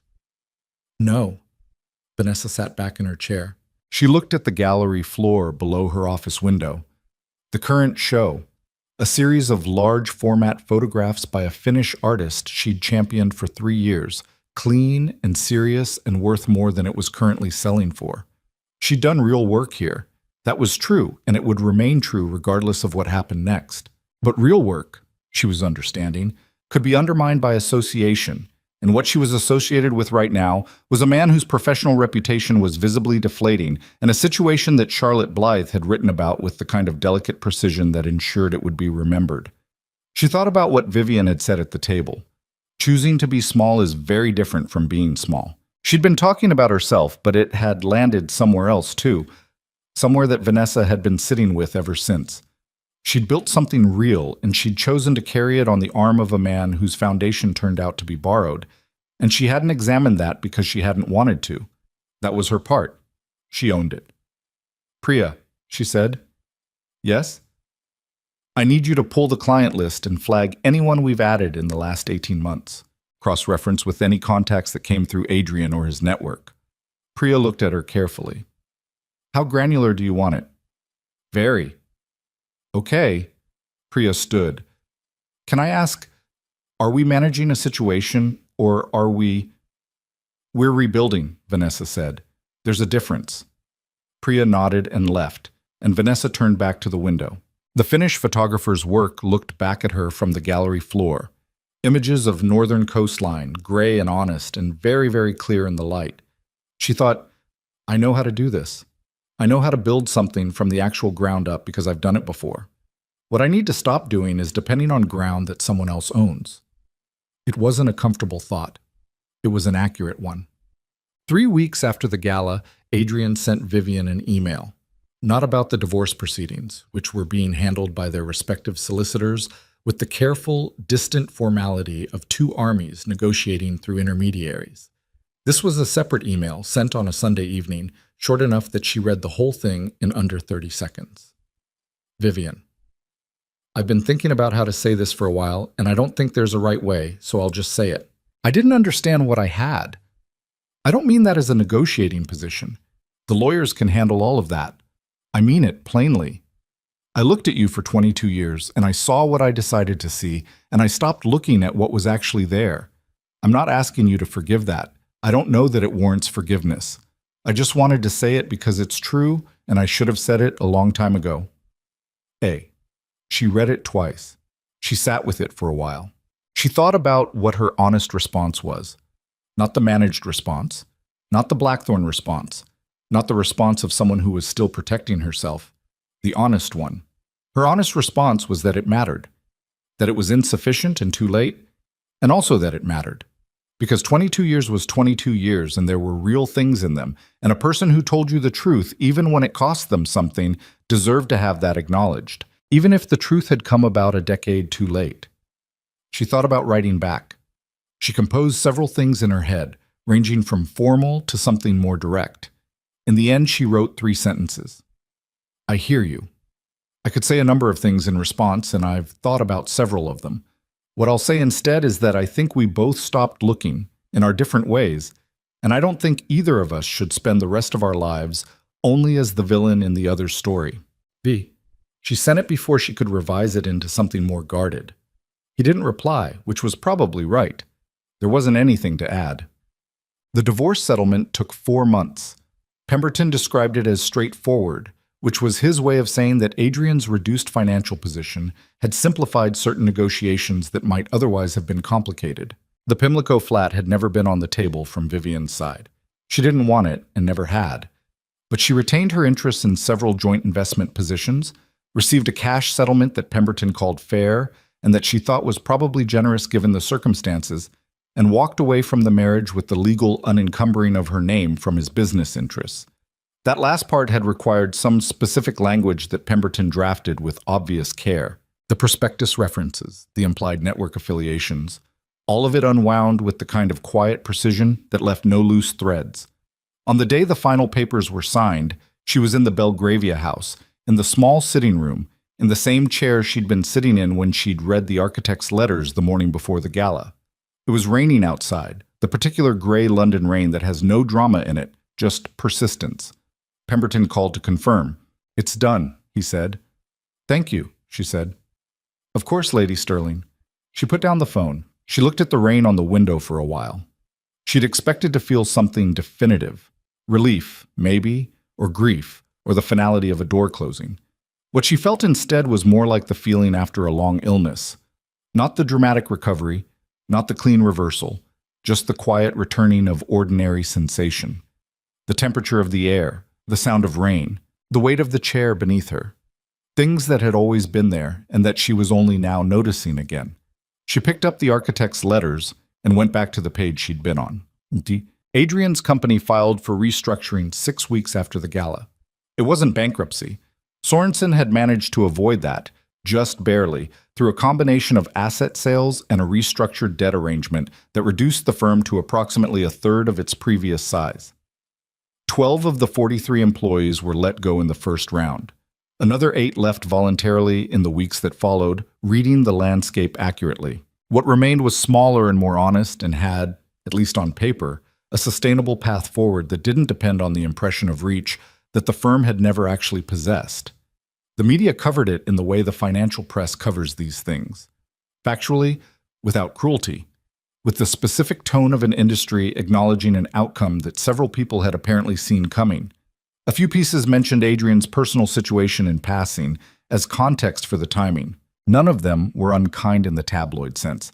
They didn't need to be. The facts were sufficient. He moved out of the penthouse and into a rented flat in Islington.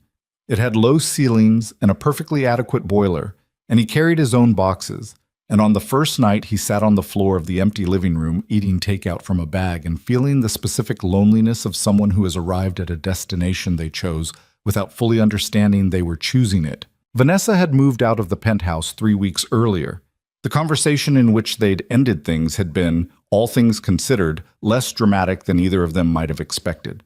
It had been quiet and honest and fairly short, and they'd parted with the particular exhausted decency of 2 people who had been through something together and were choosing not to make it worse on the way out. She'd gone back to the gallery. She'd rebuilt her client list from the ground up, as she'd told Priya she would. It was slower than before and more real than before, and she was, in her own way, working through the same reckoning that everyone in this story was working through. The examination of what had been built on solid ground and what had been built on someone else's foundation. She didn't think about Vivian often. When she did, it was with a complicated mix of things she couldn't fully sort. Respect was in there, genuinely. Chagrin. Something that might eventually become the seed of understanding, though it wasn't there yet. She'd been wrong about the woman in a way that had real consequences, and she knew it, and knowing it was its own sustained discomfort that she was learning to sit with rather than manage away. She was, she thought, becoming more honest than she'd been before all of this. That was cold comfort, and it was also, probably, the most useful thing to come out of the whole mess. What? On a Wednesday morning in October, 4 months after the gala, Vivian walked into the Foundation's office on St. James's Street for the first time since her mother's death. The building hadn't changed much. The front office had been repainted, the filing system had been digitized by a very energetic young archivist named Tobias, who seemed slightly alarmed by Vivian's arrival, and there was a coffee machine in the corner that hadn't been there before and that Tobias clearly considered a significant institutional advancement. Marguerite was already in the conference room when Vivian arrived, which meant she'd been there for at least an hour, possibly more, because Marguerite's relationship to punctuality operated on its own coordinate system, where arriving on time meant arriving very early, and arriving early meant arriving when she decided to. There were 5 other board members present. They stood when Vivian entered, which was protocol, but which also felt today like something more than protocol. She sat down. Tobias provided coffee. Marguerite opened the board folder. Item 1, Marguerite said in the same tone she used for everything. The Florentine Archive Partnership. We've been holding the decision pending your return. Vivian, you should take the lead on this one. You know the Italian contacts better than any of us. Vivian looked at the file. She'd been briefed by Pemberton on the basics, but the details were new to her, and they were genuinely interesting. A restoration opportunity with a consortium of 4 Italian institutions, significant but not beyond the Foundation's capacity. The kind of work that required both the financial commitment and the relational infrastructure that the foundation could provide. "I'll need the week to review the full proposal," she said, "and I want to speak with Director Ferretti in Florence before we commit. We've worked with him before, and he's—" She thought about it. "He's precise about what he needs and vague about the timeline, and you have to push him on the timeline, or he'll give you the Italian version of it, which bears no relationship to the actual calendar." Two of the board members laughed. Marguerite's mouth moved in something that was close enough to a smile that Vivian counted it. "Fine," her aunt said. Item 2. And the meeting continued, and outside the windows of the St. James's Street office, the October London morning went on being gray and cool and unhurried, and Vivian sat in her family's building at her family's table doing the work that had been waiting for her to come back to it, and it felt not triumphant, not healed, not any of the clean emotions that narratives are supposed to deliver at this stage. It felt like beginning, which was, she thought, exactly what it was. The Florence trip was supposed to be 10 days. It became 3 weeks because Director Ferretti's timeline, as Vivian had predicted to the board, bore no relationship to the actual calendar, and because the work itself, once she was inside it, once she had her hands on the actual archive materials and was sitting across from the consortium directors in a conference room above the Arno with afternoon light coming through the tall windows, turned out to be more substantial and more interesting than the briefing documents had conveyed. The Florentine archive was housed in a building that had survived 4 centuries of floods, fires, 2 wars, and 1 catastrophically misguided 1970s renovation that had done more damage than any of the preceding disasters. What remained was extraordinary: correspondence, manuscripts, architectural drawings, the kind of primary material that told the story of a city across 500 years in handwriting and ink, and the particular texture of paper that had been touched by human hands long enough ago that the humans were now history. The consortium wanted to digitize, preserve, and create public access. They had the will and the expertise. They needed the funding architecture and the institutional relationships that could make the funding architecture real. Vivian sat in that conference room for 3 days before she called Marguerite. "I want to run point on this one myself," she said. "Not just coordinate. Actually run it." A pause on the other end. "That would require you to be in Florence on a recurring basis." "Yes." "For how long?" "A year at minimum, possibly 2. The digitization phase alone." "Vivian." Her aunt's voice was careful. "This is a significant commitment." "I know. And you're sure it's not—" Marguerite stopped, which was unusual. "Not what?" "Not running towards something because you're also running away from something else." Vivian looked out the conference room window at the river below and the city beyond it, the particular tawny gold of Florence in late October, the light doing what light does in that city, which is something it does nowhere else. "Probably both," she said, "but I think both can be true and the work can still be worth doing. The running away part will sort itself out. The work is real." Another pause. "All right," her aunt said, "bring me the full proposal when you're back. We'll discuss at the next board meeting." "Thank you." "Don't thank me. Just don't let Ferretti give you an Italian timeline." "I already told him we're operating on Greenwich Mean Time," Vivian said. She heard, at the other end of the line, the sound of her 81-year-old great-aunt doing something that was, unmistakably, a laugh. She came back to London in mid-November with a proposal document that Tobias, the archivist, called the most thorough first-draft submission he'd seen in 6 years at the Foundation, which Vivian thought was generous and probably accurate. She'd worked on it every evening in the Florence Hotel, sitting at a desk by the window with the city outside and a pot of room service coffee going cold at her elbow, going through the budget projections and the partnership structures and the legal framework with the specific focus of someone doing work they actually care about. She'd forgotten what that felt like, or she'd remembered it theoretically, but had lost the physical sensation of it. The way real work has a pull to it, the way the hours disappear differently when you're inside something that matters to you. She'd been doing good works for years, the charitable board positions, the quiet funding of various worthy things, but she'd been doing them from a remove, with one part of her mind always monitoring the other parts of her life for things that needed managing. She hadn't been inside anything the way she was inside this. The board approved the Florence project unanimously at the November meeting. Ferretti sent an email of such elaborate Italian gratitude that Tobias printed it out and pinned it to the office bulletin board, where it became a minor institution. Edward called the evening after the vote. "How does it feel?" he asked. "Strange," she said. "Good strange. Like putting on clothes that fit after a long time of wearing clothes that almost fit." That's a very specific metaphor. "I've been thinking about it all day. That's the closest I can get." He was quiet for a moment. "Are you happy?" "Not performing happy, actually." She sat with the question, because Edward always asked the real version and deserved the real answer. "I'm not unhappy," she said. "I'm present," which I think is where happy eventually comes from, if you stay there long enough. "I don't feel the weight I was carrying. That's the main thing. The weight is gone and I keep reaching for it and it's not there." "Good," Edward said. That's genuinely good. "How are Helena and the kids?" "Chaotic, wonderful. Charlotte knocked out her front tooth last week on the garden steps, and she's absolutely delighted with herself. Walks around showing people the gap." Vivian laughed. It was a real laugh, the kind that surprised you by coming out. "Tell her Aunt Vivian is proud of her." "I will. She'll love that." A pause. "Come for Christmas. We mean it this time. Marguerite's coming too. It'll be the full catastrophe." "Yes," Vivian said without hesitating. "Yes, I will, or shall." The first of Adrian's letters arrived in December. Not a text, not an email. An actual letter, handwritten, on paper, which she noted with something that was not quite irony.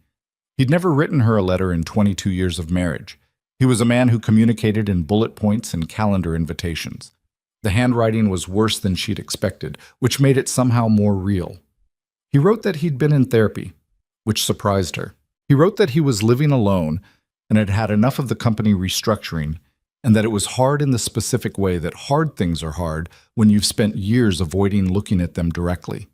He wrote that he was living alone and had discovered in that aloneness a number of things about himself that were uncomfortable, and that he was trying to be honest about rather than explain away. He didn't ask for anything. He didn't frame it as a prelude to a request. He just said what was true, in the blunt, slightly graceless way of someone who hasn't developed the skill of writing things down and is doing it anyway because they need to. Near the end, he wrote, "I've been thinking about the books. I know that sounds like nothing, but I heard you say it to Vanessa at the gala. You said I heard it, and I've been sitting with that for months. 22 years and what I let someone say about your books in my presence and what I did and did not do about it. I don't know what I thought I was building that was worth that trade. I genuinely don't know." Vivian read the letter twice. She set it on the desk in the Belgravia sitting room and looked at it for a while. She thought about writing back at length. She composed several versions of that letter in her head over the following 2 days, ranging from formal to direct to something that surprised her by being almost gentle. In the end, she went back to the desk and wrote a single page. She told him she'd received the letter and had read it carefully. She told him she was glad he was in therapy and meant it plainly, not as a barb. She told him she hoped the company found its footing. She told him, and this was the part she sat with longest before writing, that she didn't think he was a bad person, that she thought he was a person who had made a consistent choice over many years to not look hard at certain things, and that choice had costs, and she thought he was probably beginning to understand the full range of those costs, and she hoped the understanding was useful to him, even though it was uncomfortable. She did not say she forgave him. It wasn't that she hadn't forgiven him. She'd been doing that particular work slowly and privately for months, not for his sake, but for her own, because carrying unforgiveness is its own kind of weight, and she'd put down enough weight this year. But writing it down felt like giving him something he hadn't asked for and didn't need from her. What he needed from her, or what she could offer him, was honesty. So she gave him that. She sealed the letter and mailed it and didn't agonize over it afterward. A week later, a second letter arrived. He thanked her for responding. He said the paragraph about looking away from things was the most accurate description of his problem he'd encountered, including in therapy, and he was going to give it to his therapist to read. He said he was sorry, a second time, with more specificity than the first time. Not the general sorry of someone managing a situation, but a list of particular things written out that were each their own small reckoning.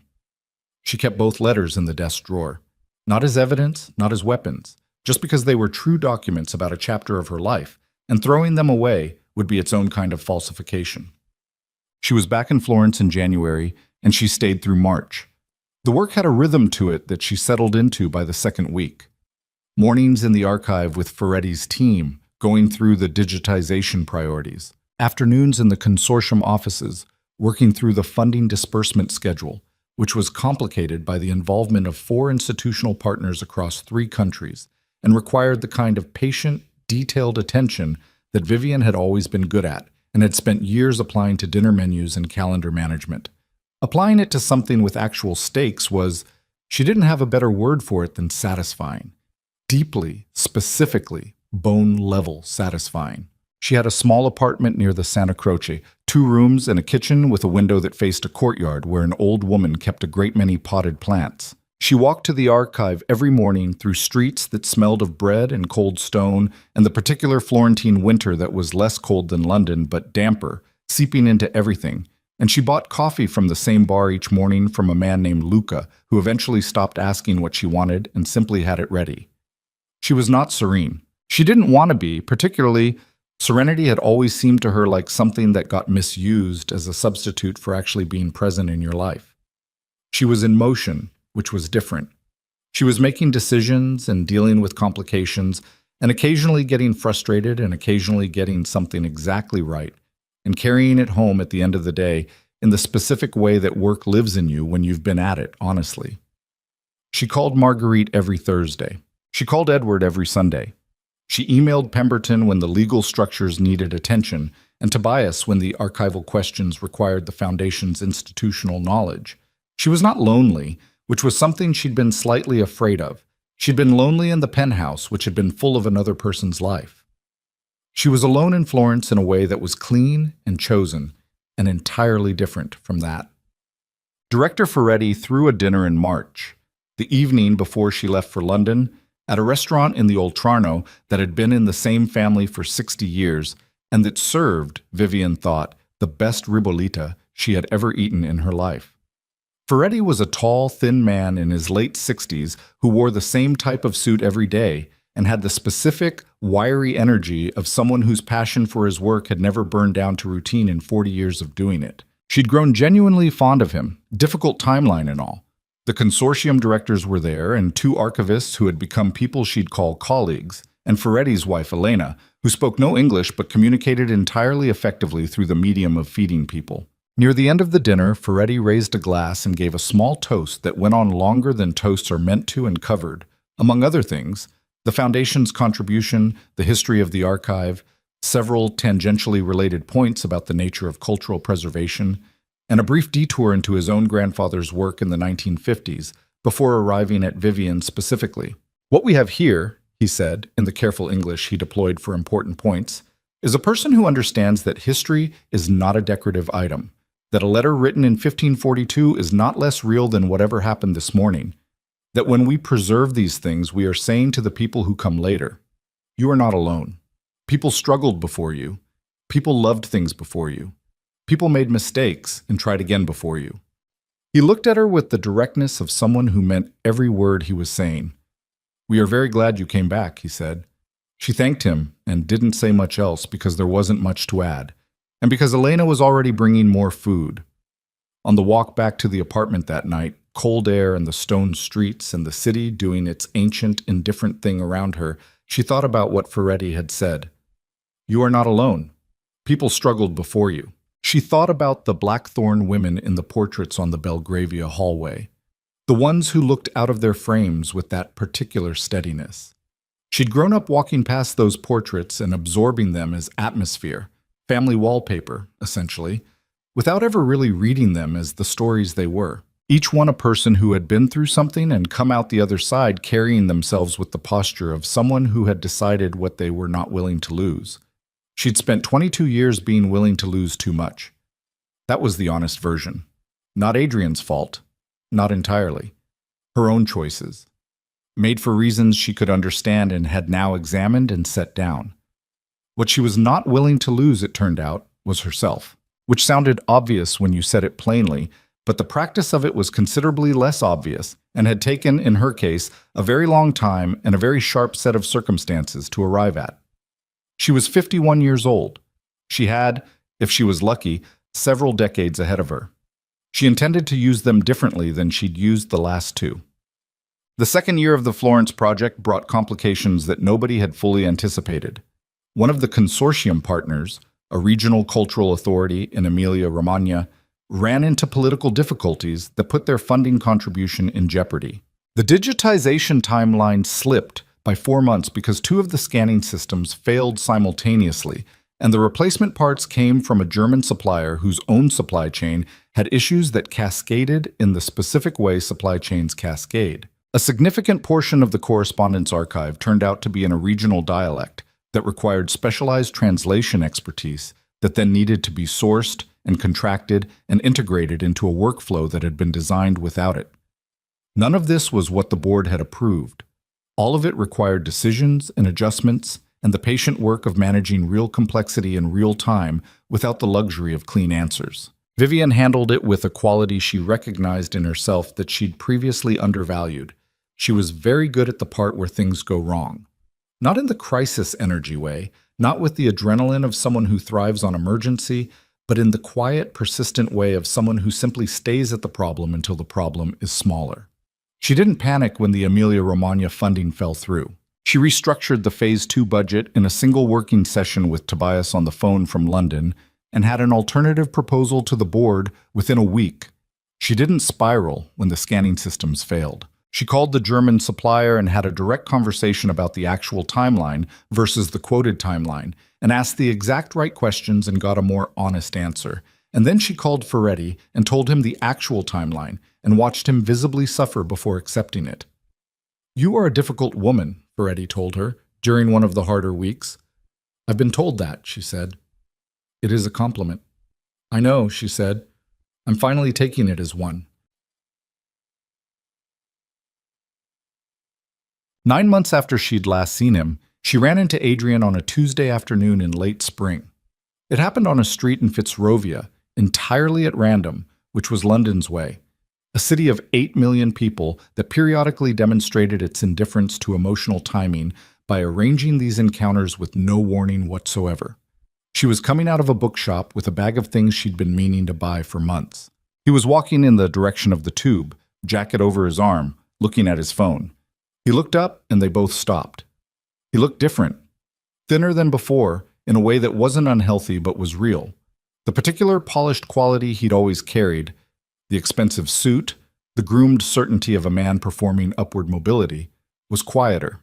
He looked more like a person and less like a presentation. "Vivian," he said. "Hello, Adrian." A beat. They were standing on a Tuesday afternoon in Fitzrovia in the spring, 2 people who had been married for 22 years and had spent the past year exchanging careful letters and were now standing 6 feet apart on a pavement with pedestrians moving past on both sides. "You look well," he said. He said it differently than Vanessa had said it at the gala, without the assessment quality, just plainly. "Thank you, so do you." "I read about the Florence project," he said.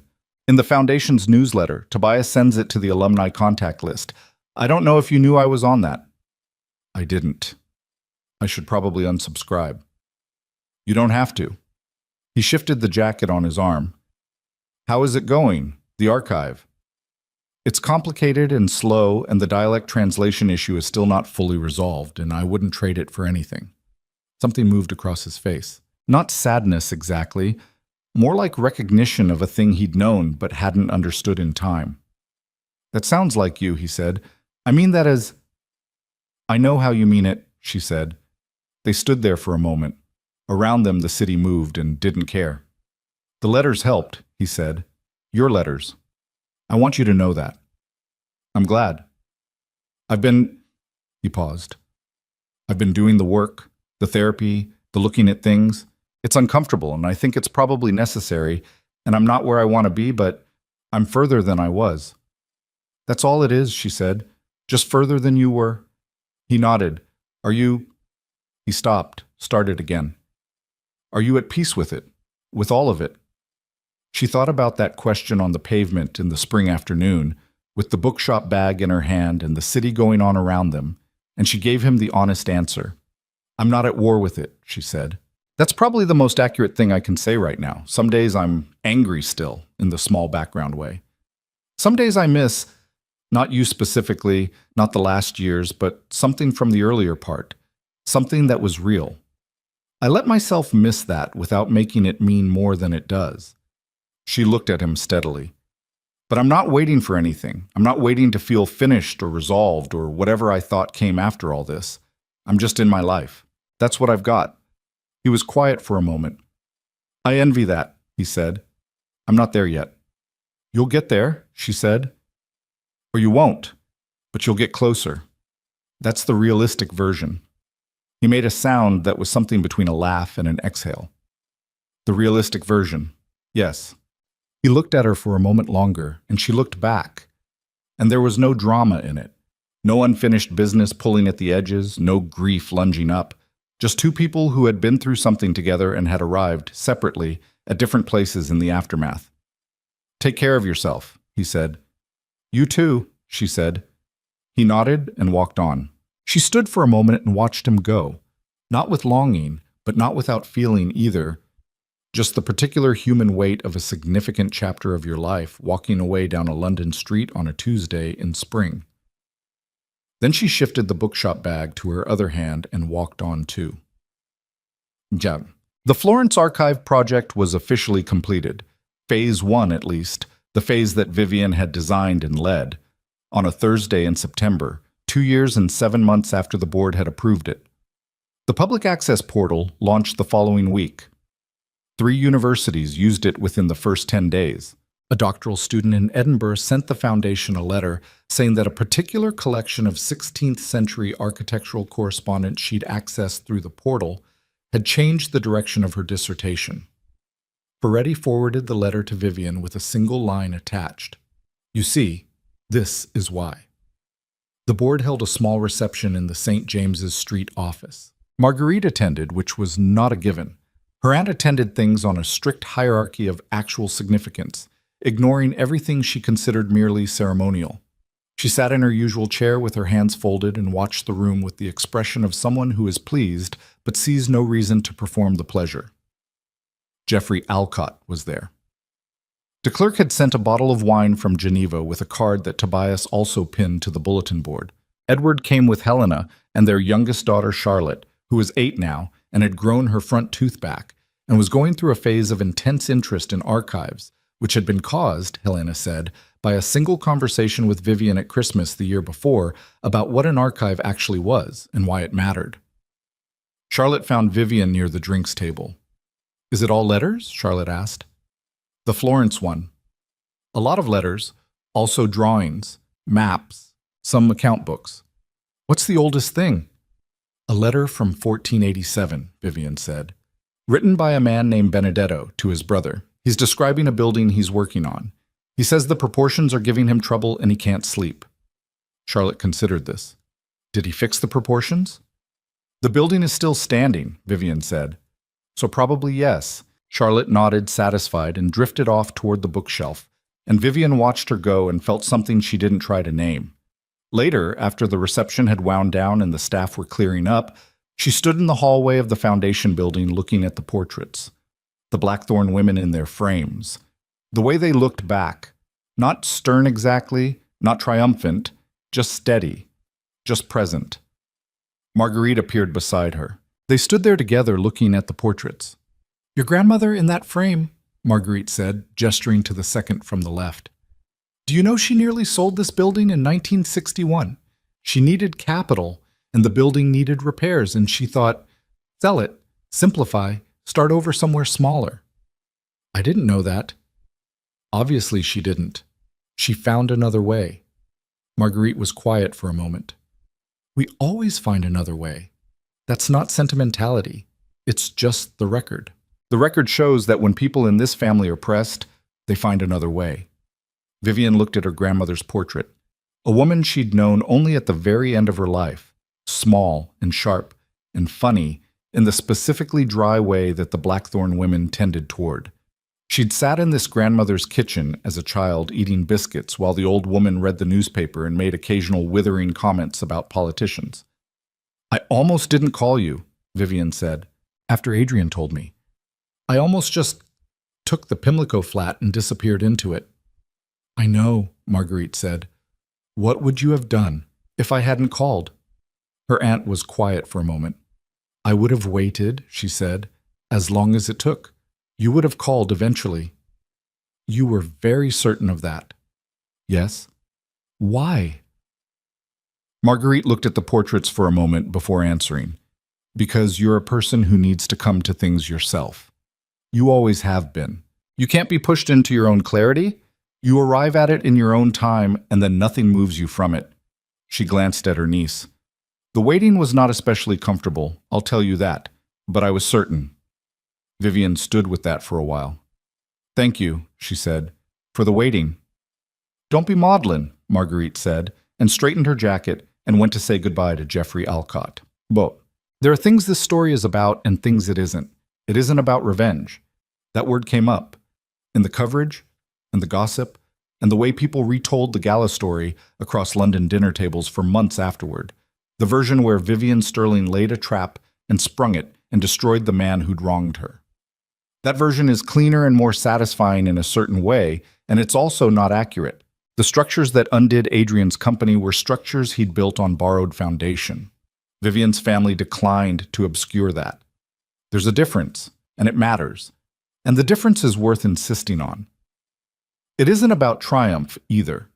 Vivian didn't walk away from 22 years of marriage and 6 months of upheaval as a different person, shining and remade. She walked away as herself, the same person, with the same qualities and the same flaws, having made the particular discovery that she had spent a long time being the person other people's expectations required her to be, and that she preferred the alternative.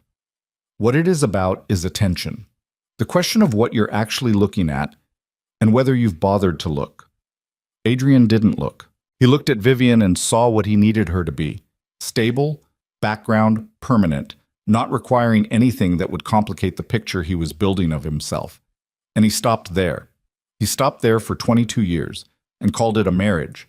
And when he replaced her with someone who was, at that moment, easier to see because she was more urgently visible. And he didn't look hard enough at that either. Vanessa didn't look. She looked at Vivian across a party and made an assessment in 3 seconds and built a strategy on it. And the strategy was wrong not because Vivian was secretly extraordinary, she wasn't secretly anything, but because Vanessa hadn't done the work of actually seeing what she was looking at. She was a smart, capable woman who took a shortcut she couldn't afford. Vivian didn't look at herself. That's the part the story is honest about, or tries to be. She made choices that diminished her incrementally over years, and she framed those choices as loyalty and selflessness rather than examining what she was actually doing, which was making herself smaller because smaller felt safer and because she'd confused the absence of conflict with the presence of peace. She paid for that confusion. Not in the gala, not in the public way. She paid for it in the years before, in the private erosion of being a person who had stopped being fully present in her own life. The thing about attention is that it's recoverable. That's not nothing. You can stop looking at the wrong things, or stop avoiding looking at the hard things, or simply turn your head and focus on what's actually in front of you, and the world will reorganize itself around that refocusing with a thoroughness that can feel, when it's happening, like grace, though it's really just the natural consequence of seeing more clearly. Vivian Sterling at 53, sitting in a Florentine archive with morning light coming through tall windows, going through a collection of letters written by people who have been dead for 500 years about buildings that are still standing, was not a happy ending. Happy endings are for the kinds of stories that think life has endings. This was something more ordinary and more durable, a woman who had found her way back to the specific quality of attention that made her herself, and was using it, and was going to keep using it for as long as she had. That was enough. It was, she thought, more than enough. On a Tuesday morning in October, with Ferretti arguing on the phone in the corridor about the Phase 2 timeline, and Luca's coffee going cold on the desk beside her, and the Florentine light doing its particular morning thing across the archive floor, Vivian Sterling opened a folder and went to work. That's where the story ends. Not at a gala, not in a lawyer's office, not with the settling of any dramatic score. Just a woman, a desk, a morning, and the quiet, unspectacular, deeply human act of being exactly where she meant to be.